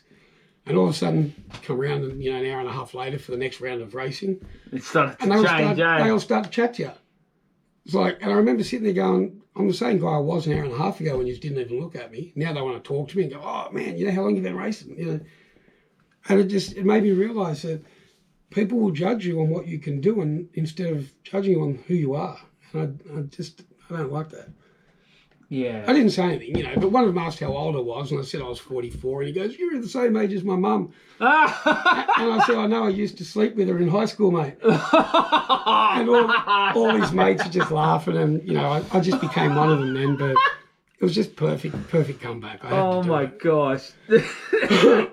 One-liners, the things that I've heard you say just to get a laugh out of people, like, it just, on that note, talking about things that make me laugh, the Ron, I don't think that's his full name, or Ron, he said, ask him about riding with a shirt off. Why? Because I've seen you've posted photos of it. What is he referencing though? I always get harassed for riding with I used to ride with a shirt off heaps. I'd go up in the rang, I ride on my own solo, just ride with no shirt on. Summertime, like I grew up in Canberra. What about protection, Craig? You're riding the rain. I had helmet and gloves on. All right, helmet and gloves, that's enough. When you grow up in Canberra, when your summers are in the 40s, dry heat, and as a teenager, you'd ride from one side of Canberra to the other, you'd ride in jumps all day, you'd build and dig, and then you'd ride home. You didn't ride with a shirt on, none of us ever did. And I guess I just never changed that habit. I'll say it right now, there is nothing better than a nice hot day, going for a ride in the bush with no shirt on. Just go for a ride, get out there. And get the breeze, yeah. Yeah, there's nothing against nudity or anything like that. I wear my shorts, shoes, socks, helmet, all that. It's just, I hate wearing crew necks, I hate collars. Yeah. I love not having a shirt on. It's always who I've been. So, Ronnie, thanks for bringing that up. I was like, obviously there's some sort of... No, there's nothing. I was like, okay, yeah. It's all the photos that we've seen. I mean, but it goes back, 1989 Nationals. Yeah, there's a photo. I raced the Nationals. Was that one of the ones that you sent me? I raced downhill without a shirt on, What was just who I was. What would possess you on that, what some people would call today a heap of a bike, to race down hills like that? I've got to see. I told you, I raced to have fun. I was out there having fun, man. I didn't give a. You didn't care if your skin got. Look. No, and if I'm going to crash, I'm going to crash. What's a jersey going to do? Seriously. Absolutely. Well, that's why you look at, we're talking about, Johnny and I were talking about shoes the other day, and sometimes, in a bit of single track, like a good MTB shoe could be the difference between you breaking your foot or not, your toe or not, in a pair of Vans. But then you see the guys at Rampage and some of the free hour boys just rocking Vans, and that's like they're thinking. And my head goes, they must just be like, well, if I'm gonna fall from 30 feet in the air while doing whatever they're doing, I don't think a shoe's going to make a difference at that point. So they ride what they're comfortable in. People would criticise Arnold Schwarzenegger for training in the gym with no shoes on. And he'd say, do you really think 200 kilos of plates is going to, do you really think a pair of sneakers is going to stop 200 kilos of plates on your toe? Do I have the photo here? So, same scenario. I swore you sent me the photo. I don't have the photo. This is a cracker. Look at that. What? Hang on. Actually, no. 1990 downhill elite men's national. You look like you are dwarfing that bike, and you still got toe straps on. Hold up. Toe straps. Let's see if I can. Do you know I've still got that Billabong jumper? I used to race. Is it in one piece? Yeah, I used to race in that thing heaps. So. Did you have any sponsors there, or was it just? I used to turn down sponsorships. I used to get a lot of sponsorships. Look at that. Look at that. Yeah, I didn't like being sponsored. Because you just... Did it come back to... So you told me that money thing about the coaching. Oh, I need to get back to that coaching thing. You told me that was it because you didn't ever want the money to taint your love for riding the bike? No, nothing to do with that at all. Because obviously you needed money to do stuff. I didn't... If you got a sponsorship, you've got to perform, you have to answer to somebody. Yeah. I didn't want to do that. I would have... If I was training my ass off and decided I want to be the best, yeah, I would have taken sponsorship because I knew I'd live up to the demand the sponsors required. But I was just living it, man. I wasn't interested in winning. I mean, I had that drive to win, and I wanted to win. But if I didn't win, I didn't get upset because I never trained. I just You're doing it because you. But that part of me now is probably why I've got the drive I do, because I realised I didn't have the drive to win back then. I had the drive to have fun and race every race I could and do it to the best I could and go away laughing, whether I was last or first. I was lucky enough that I did have ability on a bike that helped me place fairly high, but my whole career could have been so much bigger if I trained, so much bigger. I just rode on stupidity and potential, not actual. It makes me wonder, like. But I said, if I had a train, I might have given this up years ago. We wouldn't be here chatting because I probably would have moved on from bikes, 20 years ago, 30 years ago. Why though? Why would adding in the... Well, most of the guys I raced back then don't ride bikes now, or they're just making a comeback now. Like they burnt themselves out. You can't train at that sort of a level for your whole life. You can't do that. There's only they're one percenters. Greg Minna, how is he doing that? Because he can still win. But once you stop winning, you stop training, you lose interest, you move on. Most of the guys I raced and hung out with back in the day. That's an anomaly. Well, there's a mate of mine, Steve Hewitt. He's been racing longer than I have on the BMX. Not mountain bikes, but BMX. Yep. That guy still goes to gym every day. He still goes to every race. He will train his butt off. And if he blows his gate and gets last in the finals, he will still come up with the grin like he just won. He will manhunt everybody. He will congratulate everybody. He is the best athlete I know of. This guy just doesn't lose that motivation to want to be having fun racing and be the best that he can be. And he's just such an inspiration to me. I just wish I had 1% of his drive and ability. And man, I'd be a happy man if I could. The guy's he's one of the best people you'll ever meet, as far as best athlete you'll ever meet. I know other guys at the same time that were also raced against Steve and I, who would train their butts off, be arrogant, egos, and if they didn't win, if they got second behind me or Steve, they'll go to the car and go. They wouldn't even stick around for presentation. Wouldn't even shake your hand and say, well done. But Steve, he could train his ass off for a year for a national event and get beaten or stuff up and come last and still be the happiest man you've ever seen in your life. And it's such a rare talent. And he just keeps me thinking that, he's a 1%er. There's not many of them left. Most guys that trained at that level gave up in the 80s and moved on to something else when they stopped winning. Steve never really stopped winning, but he's an inspiration to everyone, I reckon. That's the sort of athlete that we all need, is somebody who wants to win but doesn't cry if they don't. Yeah, gotcha. It's hard because... And you still never beat me too, Steve, in case you ever watch this. It's hard though because the majority of you don't meet a lot of people that are determined to win that are also okay with losing. Oh no! Whenever I competed in everything, that's what I mean. It's rare. I hated the idea of losing. If I wanted to, whenever I put my hands or feet to a sport when I was a kid, or a teen, I was like, I don't know another way to do it other than to try and be an absolute monster. And in some ways, I reckon in parts of my life that has been a downfall for me. And it kind of makes sense in regards to, training at that level, how some people, once they stop winning or stocking that, they can't continue doing it because it was like they didn't find that middle ground or they didn't find a way to be content or happy. You can't. When the other side of it came, because to win and to be an absolute elite monster in yourself, let alone racing, it takes a particular type of workload. It totally does. Towards the end of my racing career with the BMX, I'd say to certain people, I'm over it now. And they say, just race for fun then. Don't try and win. So you don't get it. I mean, I could try and race for fun, but it's hard to explain with BMX. It's so different to mountain biking. It's so different to slalom and downhill and all these things. When that gate drops, when that third beep is done and that gate falls, I become somebody that I would fear if I wasn't on the bike. I don't give a crap who's in front of me. Seriously, I don't care if you're my best mate. If you get my way, I'll take you down. It's that simple. And I told that to Steve. I like that. Steve has said that to me. You are my biggest enemy for that 40 seconds on the track. But as soon as we cross that line, you're my best mate again, regardless of the outcome. I like and that, you just can't explain. That's the thing with BMX, though. You know, you're like 110 kilos of power.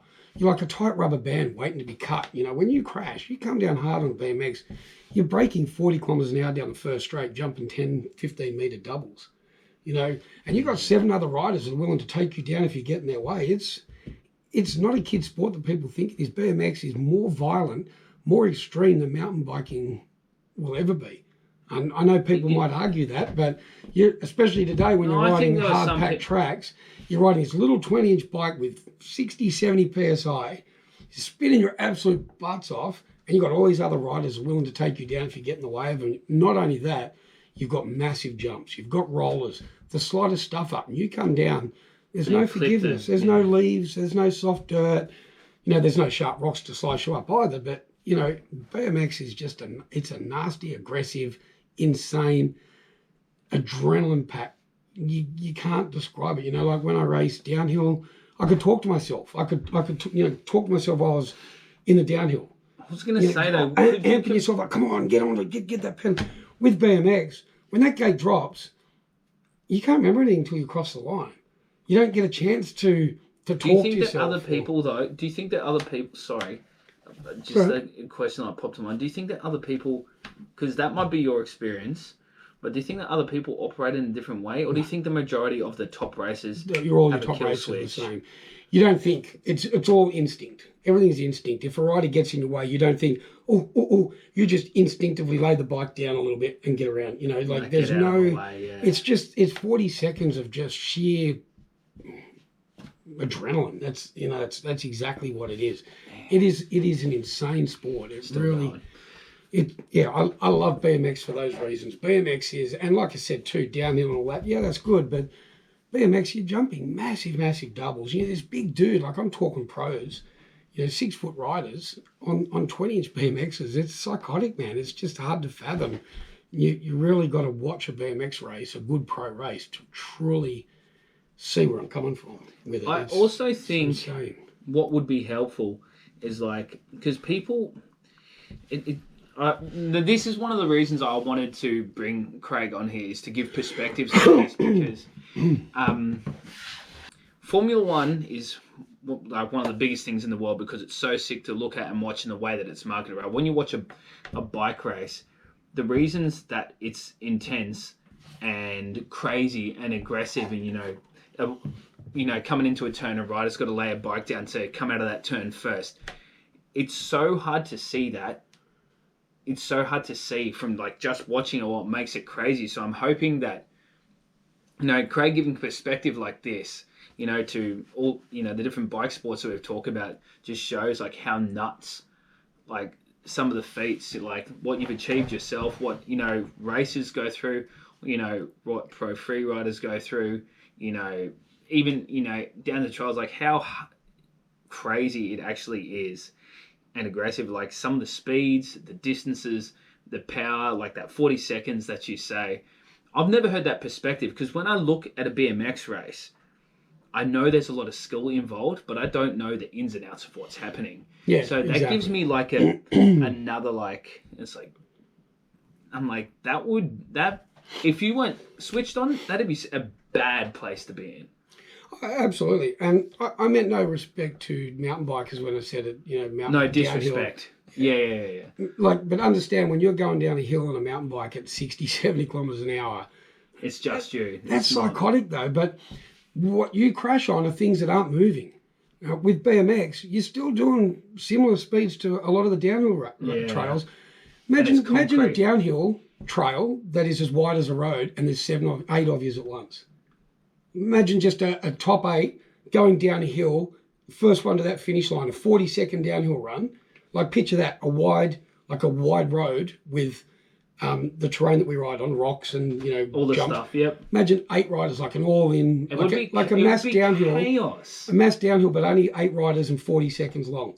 That's when things are put into a different perspective, and that's what BMX That would is. be chaos. Exactly. So with BMX, you can never predict what that rider next to you is going to do. Most of the time, he might even not know you're there, and you know, do a little flick out in the air, because that you've got to do that. You've got to own the bike in the air, like I've told you before. Yeah. You hit that rider, bang, they go down, and you're doing 40, 50 kilometers an hour.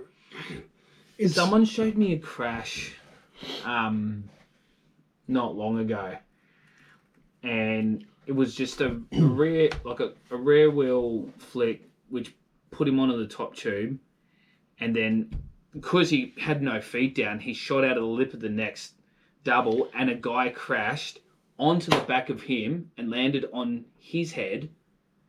That's and BMX. like and then off the back of that like 2-person incident, it pretty much cooked the whole race. The two guys that were like out in front rode away. Oh, yeah. But like the pile up from that moment, I was like, that dude got to be dead.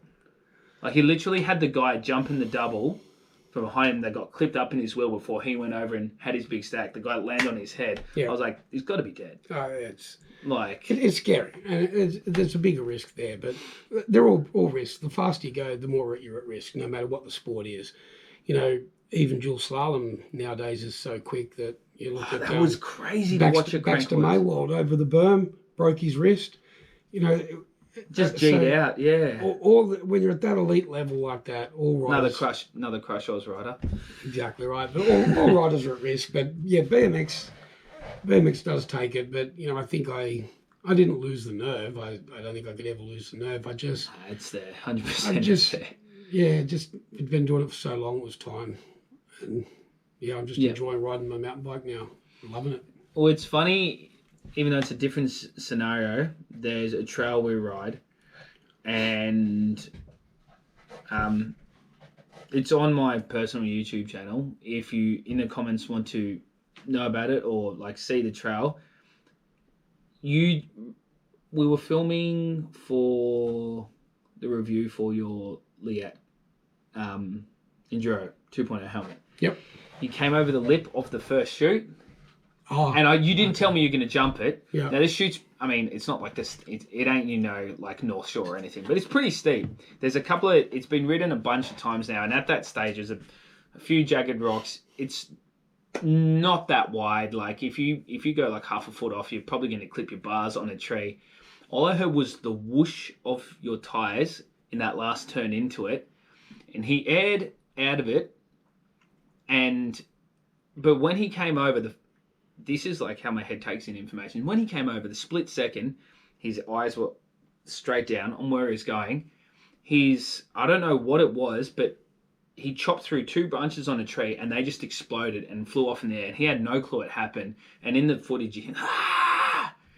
But I think that's that same, like, you're like, I got the skills, pay the bills. I'm going to ride it for this review. Like, this is how I want to ride this section, bang. And like, it was one of the most nuts things like I've ever seen. I planned on doing it, but I was nervous. Like, don't think I just did it going, hey. Oh, yeah. I knew I could still get nerves. I knew exactly but what I I think wanted that's to that same animal. Like, I think that's the same, you know, so what was the word you just used? The same switch, the same, yeah, like, it's still that same thing, but it's applied in a different setting. Yeah. You know, like, you might not have had, you know, you might not be in the middle of a pack of 8 guys, but holy hell, it only takes a few millimeters of mistake for you to fold yourself and then fall down a 20-foot chute. Yeah, but then again, it goes back to what I was saying at the start of this too, is that was my fault if I crashed because there's nothing moving. Yeah. So if I hit something, it's because I fucked up, you know. That's why you like bikes. And that's exactly right. That's the whole fun about it. But yeah, this is why the skills though. Sorry, you go. No, that's all. The skills are so important, eh? I think not as important as your own confidence, because without that there is no skill, and that's what I've been trying to work on with you, or not work on, but point out with you is you're never going to get better if you can't first. People always try and become better riders before they become more confident in themselves, and that's a recipe for disaster. You've got to get your own confidence built up before you expand on what you can do on a bike. Otherwise, you're going to do an ass about face, and it's going to hurt. Do you believe the skills though bring a level of confidence as well. As you learn how Totally to do agree that things you correctly. can't build your confidence unless you're achieving new things on the bike. Yeah, but yeah. to first initiate that and get it happening, You have to believe you've got in to believe yourself. in yourself first. Yeah. Otherwise, nothing's ever going to happen. If you believe in yourself and you go and do something, you're going to be so pumped. You're going to go and do it again, and it's going to be easier. All of a sudden, your confidence is just, you always notice your progression physically on a bike. You never realize the confidence grows with it. You don't see that part of it. The confidence follows the skills, but you don't get the skills until you first get the confidence. And from there on in, the confidence is just the passenger. The skills are doing all the work, and your subconscious mind, your confidence, it's always growing behind you. Always. If you never try something new, you know where I'm going with that? Yeah, do something on the bike today you never did yesterday. That I was builds like, I've got to let him finish. that improves your skills, but builds your confidence with that. You know you're improving your skills because you know you just did that jump you've never done before. But you don't realise your confidence is also growing with that. And I think that's the important part, is always set new boundaries. Doesn't have to be anything big. Yeah. Just going back to you saying me jumping that thing, clicking the tree. So insane. I looked halfway down, I could see that little root. That was my landing. So that was my focus. it's that little route is right after there's a rock that sticks out and into the thing, and if you're gonna ride it down, you've got to stay left of that. Yeah. But that little route comes right after the rock. If you clip that rock, it wouldn't be nice. it would not be No, nice. I knew at I all. had to get the root, not the rock. But So gnarly. again, and that confidence, that was something I've never done before. So I know my confidence would be, next time we go riding somewhere at Toowoomba or wherever, and there's something similar, I go, oh yeah, I've done that before. Something similar. Everything mimics something else. It doesn't have to be the same trail. If you do something that you've never done before, the next place you go is going to have something similar. And terrain is terrain. They're all follow similar. You just got to remember, like a drop-off, it doesn't matter where that drop-off is. A drop-off's a drop-off. Drop-off's a drop-off, man. That's why There's we did different that straight variations line, of landings, but the transition can vary, but the skill is the same. The technique is the same. Yeah. And you always got to remember that. And that's where your progression and your confidence grows. Well, there's two examples of that. Can I just cut you off for a second? I can't believe that GoPro's gone for 2 40-plus minute runs without overheating. It's pretty good. The Hero 8's still the rocker for sure. I mean, for that anyway. Yeah. But it's pretty nuts. And considering the old Lumix couldn't stand for 15 minutes, but that's probably technological. I was wondering why that red button's permanently on. I realise it's not. That's heat. That thing's so hot it's glowing red, but it's still recording. I'm joking. Oh, bro. I'll be like, nah, I'm done. We're doing another night. No, it's still going. In touching on that thing with the confidence, two examples I can give of that. I've forgotten the first one because you just made me laugh. But the second one, Robbo's, we did. I've got a video coming out tomorrow, which you'll see. Let me do the first one first. Remember the day we were just doing a jump session and I crashed and I had to chuck my bike and dive over yours? And I told you, like, I don't know how I'm feeling, so I'm just happy to film for you. Yeah. Because you needed to get the stuff for the... Oh, it was the same day you jumped down the pipe. Yeah.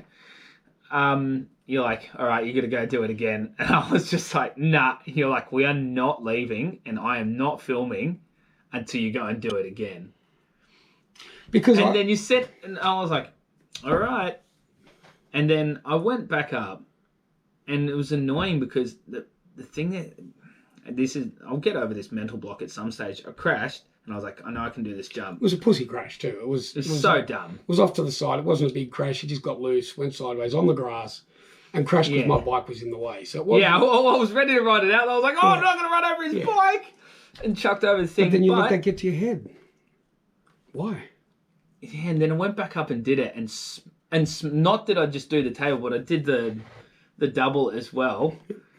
And then I looked back at you, but that look back, I was like, that little bit of attitude. No, I can do it. That's the part you got to lean into. And that's what I try to push the most. And the whole reason I made you go back, you didn't want to. And no, I didn't. I honestly didn't. I was having a big sook. You let a crash happen that wasn't because you were doing everything at your fullest ability. It was a little screw up. It had nothing to do with your ability. Your ability was well beyond that. You just made a little mistake. Yeah. Okay, if I knew that was your ability and I thought, this is not a good idea, I wouldn't have made you go back up. But you would have stopped yourself right there, which was stupid because it was a little mistake. It wasn't you've maxed out your ability and you can't go any further. That's bullshit. And I knew that you didn't even... I make mistakes. We all make mistakes. The world's best make mistakes. It's not that their ability can't go any further and that's why they crashed. No, we all make mistakes. Yeah. And that's all that was. And I had to make you go back up and redo it to remind yourself that you do have that ability. That was just a little... you just went a little bit stiff. You went a little bit sideways. A little bit Gumby. We all do that. And you've got to accept that sometimes. It's not... It's a part of It's progression, learning. man. It's progression. But sometimes important things, like I said, is the confidence. And... Well, this is what I wanted to lead back to with using myself as an example, because obviously, the direct link there is like, he's been teaching me a bit of stuff, but that confidence, confidence is king, mate. The next time I went back there and did it, I had 3 times in a row, first go. Yep. Because you broke the mold, mate. You broke after the third time, I was like, I went back up, I sat there, and I realised my head had gone to a different space around it. And I was like, that's what he meant. That head space, that's what you meant. Yeah. Because the skill is the practical, when I'll say, the practical skill of doing the particular things on the bike is the same. Totally. I always say your physical ability on a bike always exceeds what your mental ability will allow. It's a safety net in your mind. It's a subconscious safety zone. What makes one athlete better than the other? They're not born with it. Nobody's born a better bike rider than the other. It's one's willing to push the boundaries of his own subconscious capabilities. Yeah. And that's why, I never made it big time, but I got to where I did by having 20 surgeries. Because I was the one that nobody went before me. When we made a big jump over a gully, I was the one that had to try it. So I wanted to try. You can't tell. You're a bit of a nut. But I was scared, but I still pushed because I would rather go home bleeding. I think I might have said this to you. I'd rather go home bleeding from a crash than to be going home angry because I didn't try it. I hate going home going, oh man. Well, this is why I'm literally covered in stuff right now. I'm just You've got to risk it to eat the biscuit, man. And you know what? You've got to, if you want to, every time I ride a bike, people see certain things, they just go, oh, it's so flowy, natural, whatever. I don't know what people think, but they don't realise how many times I'm shitting myself. But I'm pushing myself. I'm still pushing my own boundaries every ride. I don't do all that stuff. When we go riding, I don't do it natural ability with my eyes closed. You hit Super Stag blind. Yeah, and I was shitting myself. And it was wet. And I was shitting myself. But actually, that's the first time I've ever heard a bit of in your voice. Yeah. It's a big one. Yeah.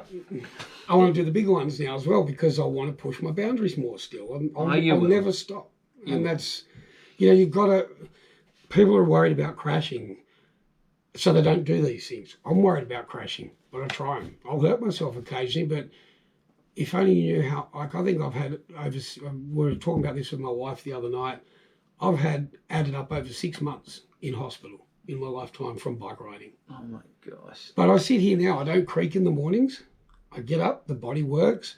I'm more... I reckon I'm as good now on the bike as I was 30 years ago. So I've gone through all those trials, all those tribulations, all those mental blocks. People don't see me going home at night and back in the day and crying because I couldn't get something done or angry or frustrated or... They just see this. They just see me the next day doing it or trying it or whatever. But we're all the same animal. We're all the same breed, but some like to push those boundaries. I have a fear of heights. Somebody else... So go do big line, yeah. Somebody has a fear of heights, they won't go near the balcony on a building. I'll hang over it a little bit because I like that gut, the balls to the gut feeling you get with that fear. I like to push my fear boundaries. Some people don't even want to go near those fear boundaries. So having a fear of heights and going near a balcony versus having a fear of heights and hanging over one, that's the difference between becoming a good rider and never getting better at all. Do you know what I mean? Yeah. Yep. You've got to push your fear to become a better person in life, or better athlete, I should say. If you notice me dazing off just here, it's because I'm like a... people that know me and know me well know that I when I hear stuff like this, my brain is mulling about probably how I'm going to apply it to my life and me as a person. So if it looks like I'm dozing out or falling asleep. Like It's because I talk too much and I'm full of shit. something like that. No, it's honestly because, like, you know, I think there are people in our lives that we can learn from, and I think there's going to be a lot of stuff in this video that people can be able to take from. But continue.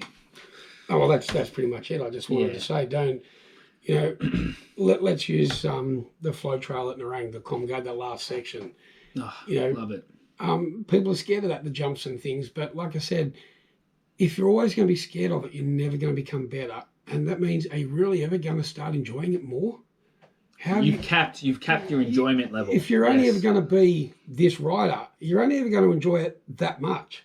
You know, but if you start getting better over the time, your enthusiasm, your motivation, your keenness, it all grows with it, and it becomes a drug then. So you've gone from just this hobby to becoming this drug where you've got this new passion in life, and it's fucking awesome because it's scary. You're adrenaline, you know, you get goosebumps on your arms.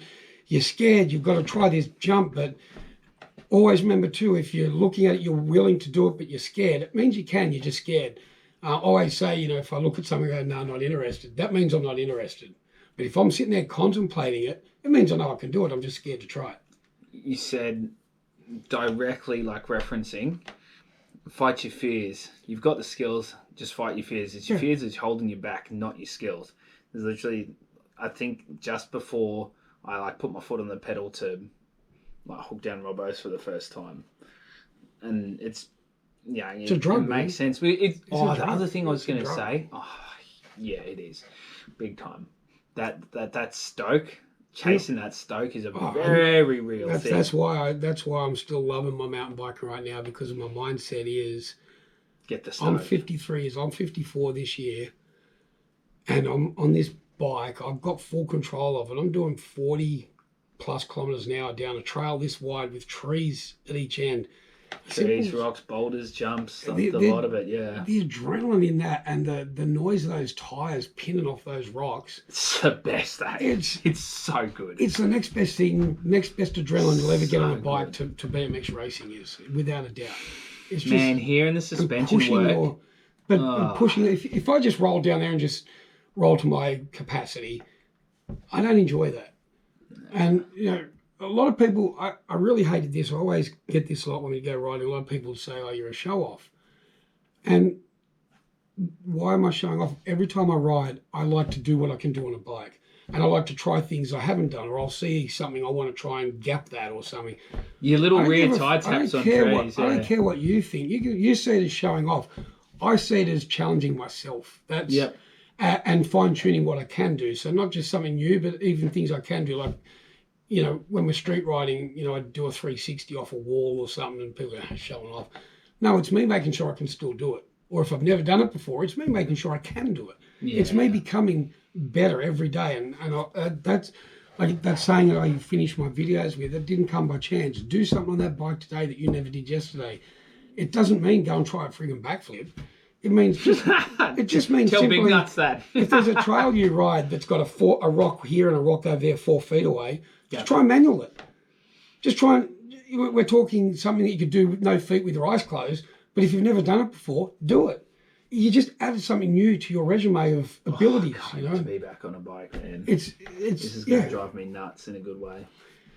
Little things lead to big things, because it's every big item is made up of small particles, right? It's the same with your riding. Every trail you ride has to be built of little things. So just doing these little things all the time adds up to it all adds up to this big improvement on how you ride a bike, and then realizing your confidence is growing with it. That to me, well, that's how I ride. That's how I see things, and I'm learning every day still. I'm always setting challenges every day. Yeah. There's a part down. That was one of my deep thought moments there. I'm going to zoom in on it so you can see it. But yeah, that was a deep thought moment. Oh my gosh, 53 minutes and something. The GoPro's still going. That's crazy. Anyway. Yeah, well, I think we've covered it all anyway. Just talking crap now, but. Oh no, but this is the juice of it though. Yeah. Like some of my favourite subjects are 100% going to come from this, but like. Yeah. But some people, like, I've had a lot in my life. Oh, you're lucky you're natural on a bike. You got natural ability. Nah. Bullshit. if you saw my build when I was racing against these other guys, and I still managed to stick it to them. Yeah, now keep going. I'm just going to bring up a photo. I pushed myself to do that. It wasn't. Nothing was natural. I've had all these surgeries because I tried things I couldn't do and I kept doing it. I didn't just crash once and hurt myself and then give up. I tried again and crash again. Back in hospital again. There he is. Kept going until I could do it. There he is. That was 1982. I was 12 years old there. That's probably. Would you call this skinny Craig or is this post gym Craig? No, geez, that's 94, mate. That's pre. That's that pre gym. All right, so this is that's the national dual slalom. Oh, this would have been the national, first one that you cleared that we were talking about before. Yeah. On my wheel. That's on the wheeler that I broke at the slalom same year in Sydney Moore Park. Reebok. Look at this. Look at this beast. I don't know how well you'll be able to see that. Maybe I'll cut it in as well, but the toe straps in that photo get me. What were you doing? What were you doing there? God, I can't remember, dude. Can't remember. That is sick. That was a jump comp at the Sydney indoor. I used this in a story too. So dope. Man, I think we covered a ton of stuff. I think it worked out in the end after blabbing on for ages without the camera recording, but it's always hard to pick it up from there because you don't know where you stopped. But I think at some stage, peeps, I want to talk more mindset stuff with you, and maybe that's something we can do in front of a camera too. Because see what feedback people give. Do they want to hear more? I believe motivation is so important, and I thrive on that. Yep, 100%. Did we shoot an outro? We did that already. We did? We did that just in case the camera stopped again. Just in case the camera died again. The outro. So the outro was done about 40 minutes ago. Oh, actually, it was done nearly an hour ago. It's like some of my videos, the intro is done at the end of the ride. Yeah. No, you actually do that a bit. Yeah. You actually do that a bit. All right, well... again, look, thanks for having me. I appreciate it. It's good. Thanks for being on, man. And I'm using this myself, hopefully, as the same tool as I use on my own videos, is to hopefully motivate others to want to get out there and ride. Like, listen to other people talk about their challenges. It makes me want to get out there and smash it, and I'd like to know that I could be that person that motivates others to get out there as well. But don't ever expect to cruise your ride. If you want to get better, you've got to work for it. You've got to expect that you might crash every now and then, but if you've got the right gear, protection these days is so darn good. Yeah, if you don't want to get hurt, don't ride mountain bikes. Don't do much. Don't leave your front door. I heard chess is pretty big these days. Huh? Chess. If you don't want to get hurt, go. Chess is so hard. Do you know what the most dangerous sport in the world is? More deaths, more members die. I hope this is right. It's true. More members die in this sport than any other sport in the world. Here we go. Dead true fact. Lawn bowls. No way. Yeah, because they're all old people. They all die, not necessarily on the field, but they lose more people to death than any other sport in the world. More members die. So we don't need to put that one in. That's a true fact. It would not have been. It would not have been a Fisho guest appearance on the Fully Pinned podcast without you telling something that's not a joke, but somehow making it funny. Oh my god! All right, I'm gonna cut to that outro. Man, that was a gnarly time. That was a gnarly chat. I'm still.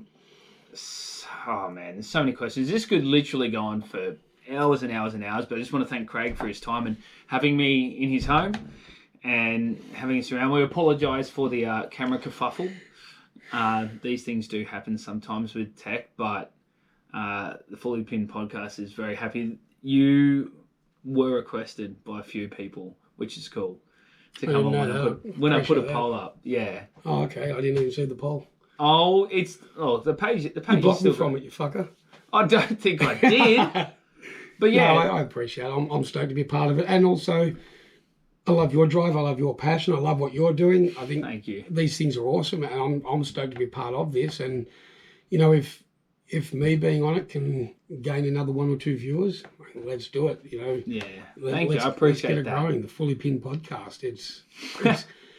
It's got talented. Johnny the G. Jack Drury. Jack Drury on there. Like, there's so many more big names to come. I think what Josiah's doing is bringing these guys who are known but not known enough to That's what I would like to do, yeah. Is put some of these really... The country, this state, Queensland, and the whole country is full of some amazing riders, but they're never going to get noticed unless they go and win a big national or a big cannonball event or... You know, and I think that's really hard because the media only focuses on the big names. Some of these guys have just got more talent than some of the big names. They just don't travel or race. And I believe that. I think what you're doing is awesome to bring these names more to the screen. So, yeah, props to you for doing so, man. Thank you, bro. I appreciate that. There's definitely something like that I want to do because there's a lot of these guys that I'm very privileged to ride with, like yourself, and like obviously been in a room with such history. But there's so many, you know, I just think, you know, there's so many interesting stories out there, and especially in this little community of guys and people that I met. Like, I've got Shannon on next for AMS, you know, Matt Darcy. Yeah, Matty D, we're getting you on here, boy. He wants to come on, and we've been chatting a bit, and no, he's very fond of me. So yeah, there's a lot of opportunity out there, and I appreciate your kind words. But yeah, Fully Pinned Podcast, EP3 with Fisho, Clementum MTB, Craig Fisher, the man himself. Check it out, Channel 9, Red Bull TV, Fully Pinned Podcast on all of them. Oh, stay tuned soon. Bro, you know it. I back myself. If you know me, I back myself. It can be big. It's going to be big. Sweet. Thanks for having me on. I appreciate it. Legend, man. Thank you. All good. Did you just break it? Yeah, fuck it. What was that? What was that? Nancy fingers, mate. Nancy fingers. Yeah. Or actually, yes. Is this where we do like the newscast thing? Shuffle the folders and talk bullshit. Oh, thanks. Fuck that. So yeah. I'm just going to put this put this up. Oh, yes. I just thought I'd Hang on, let me just get... Oh, would you just... Check this fucker's pockets. He'll take all my stuff. Huh? Take what? The Fully Pinned Podcast.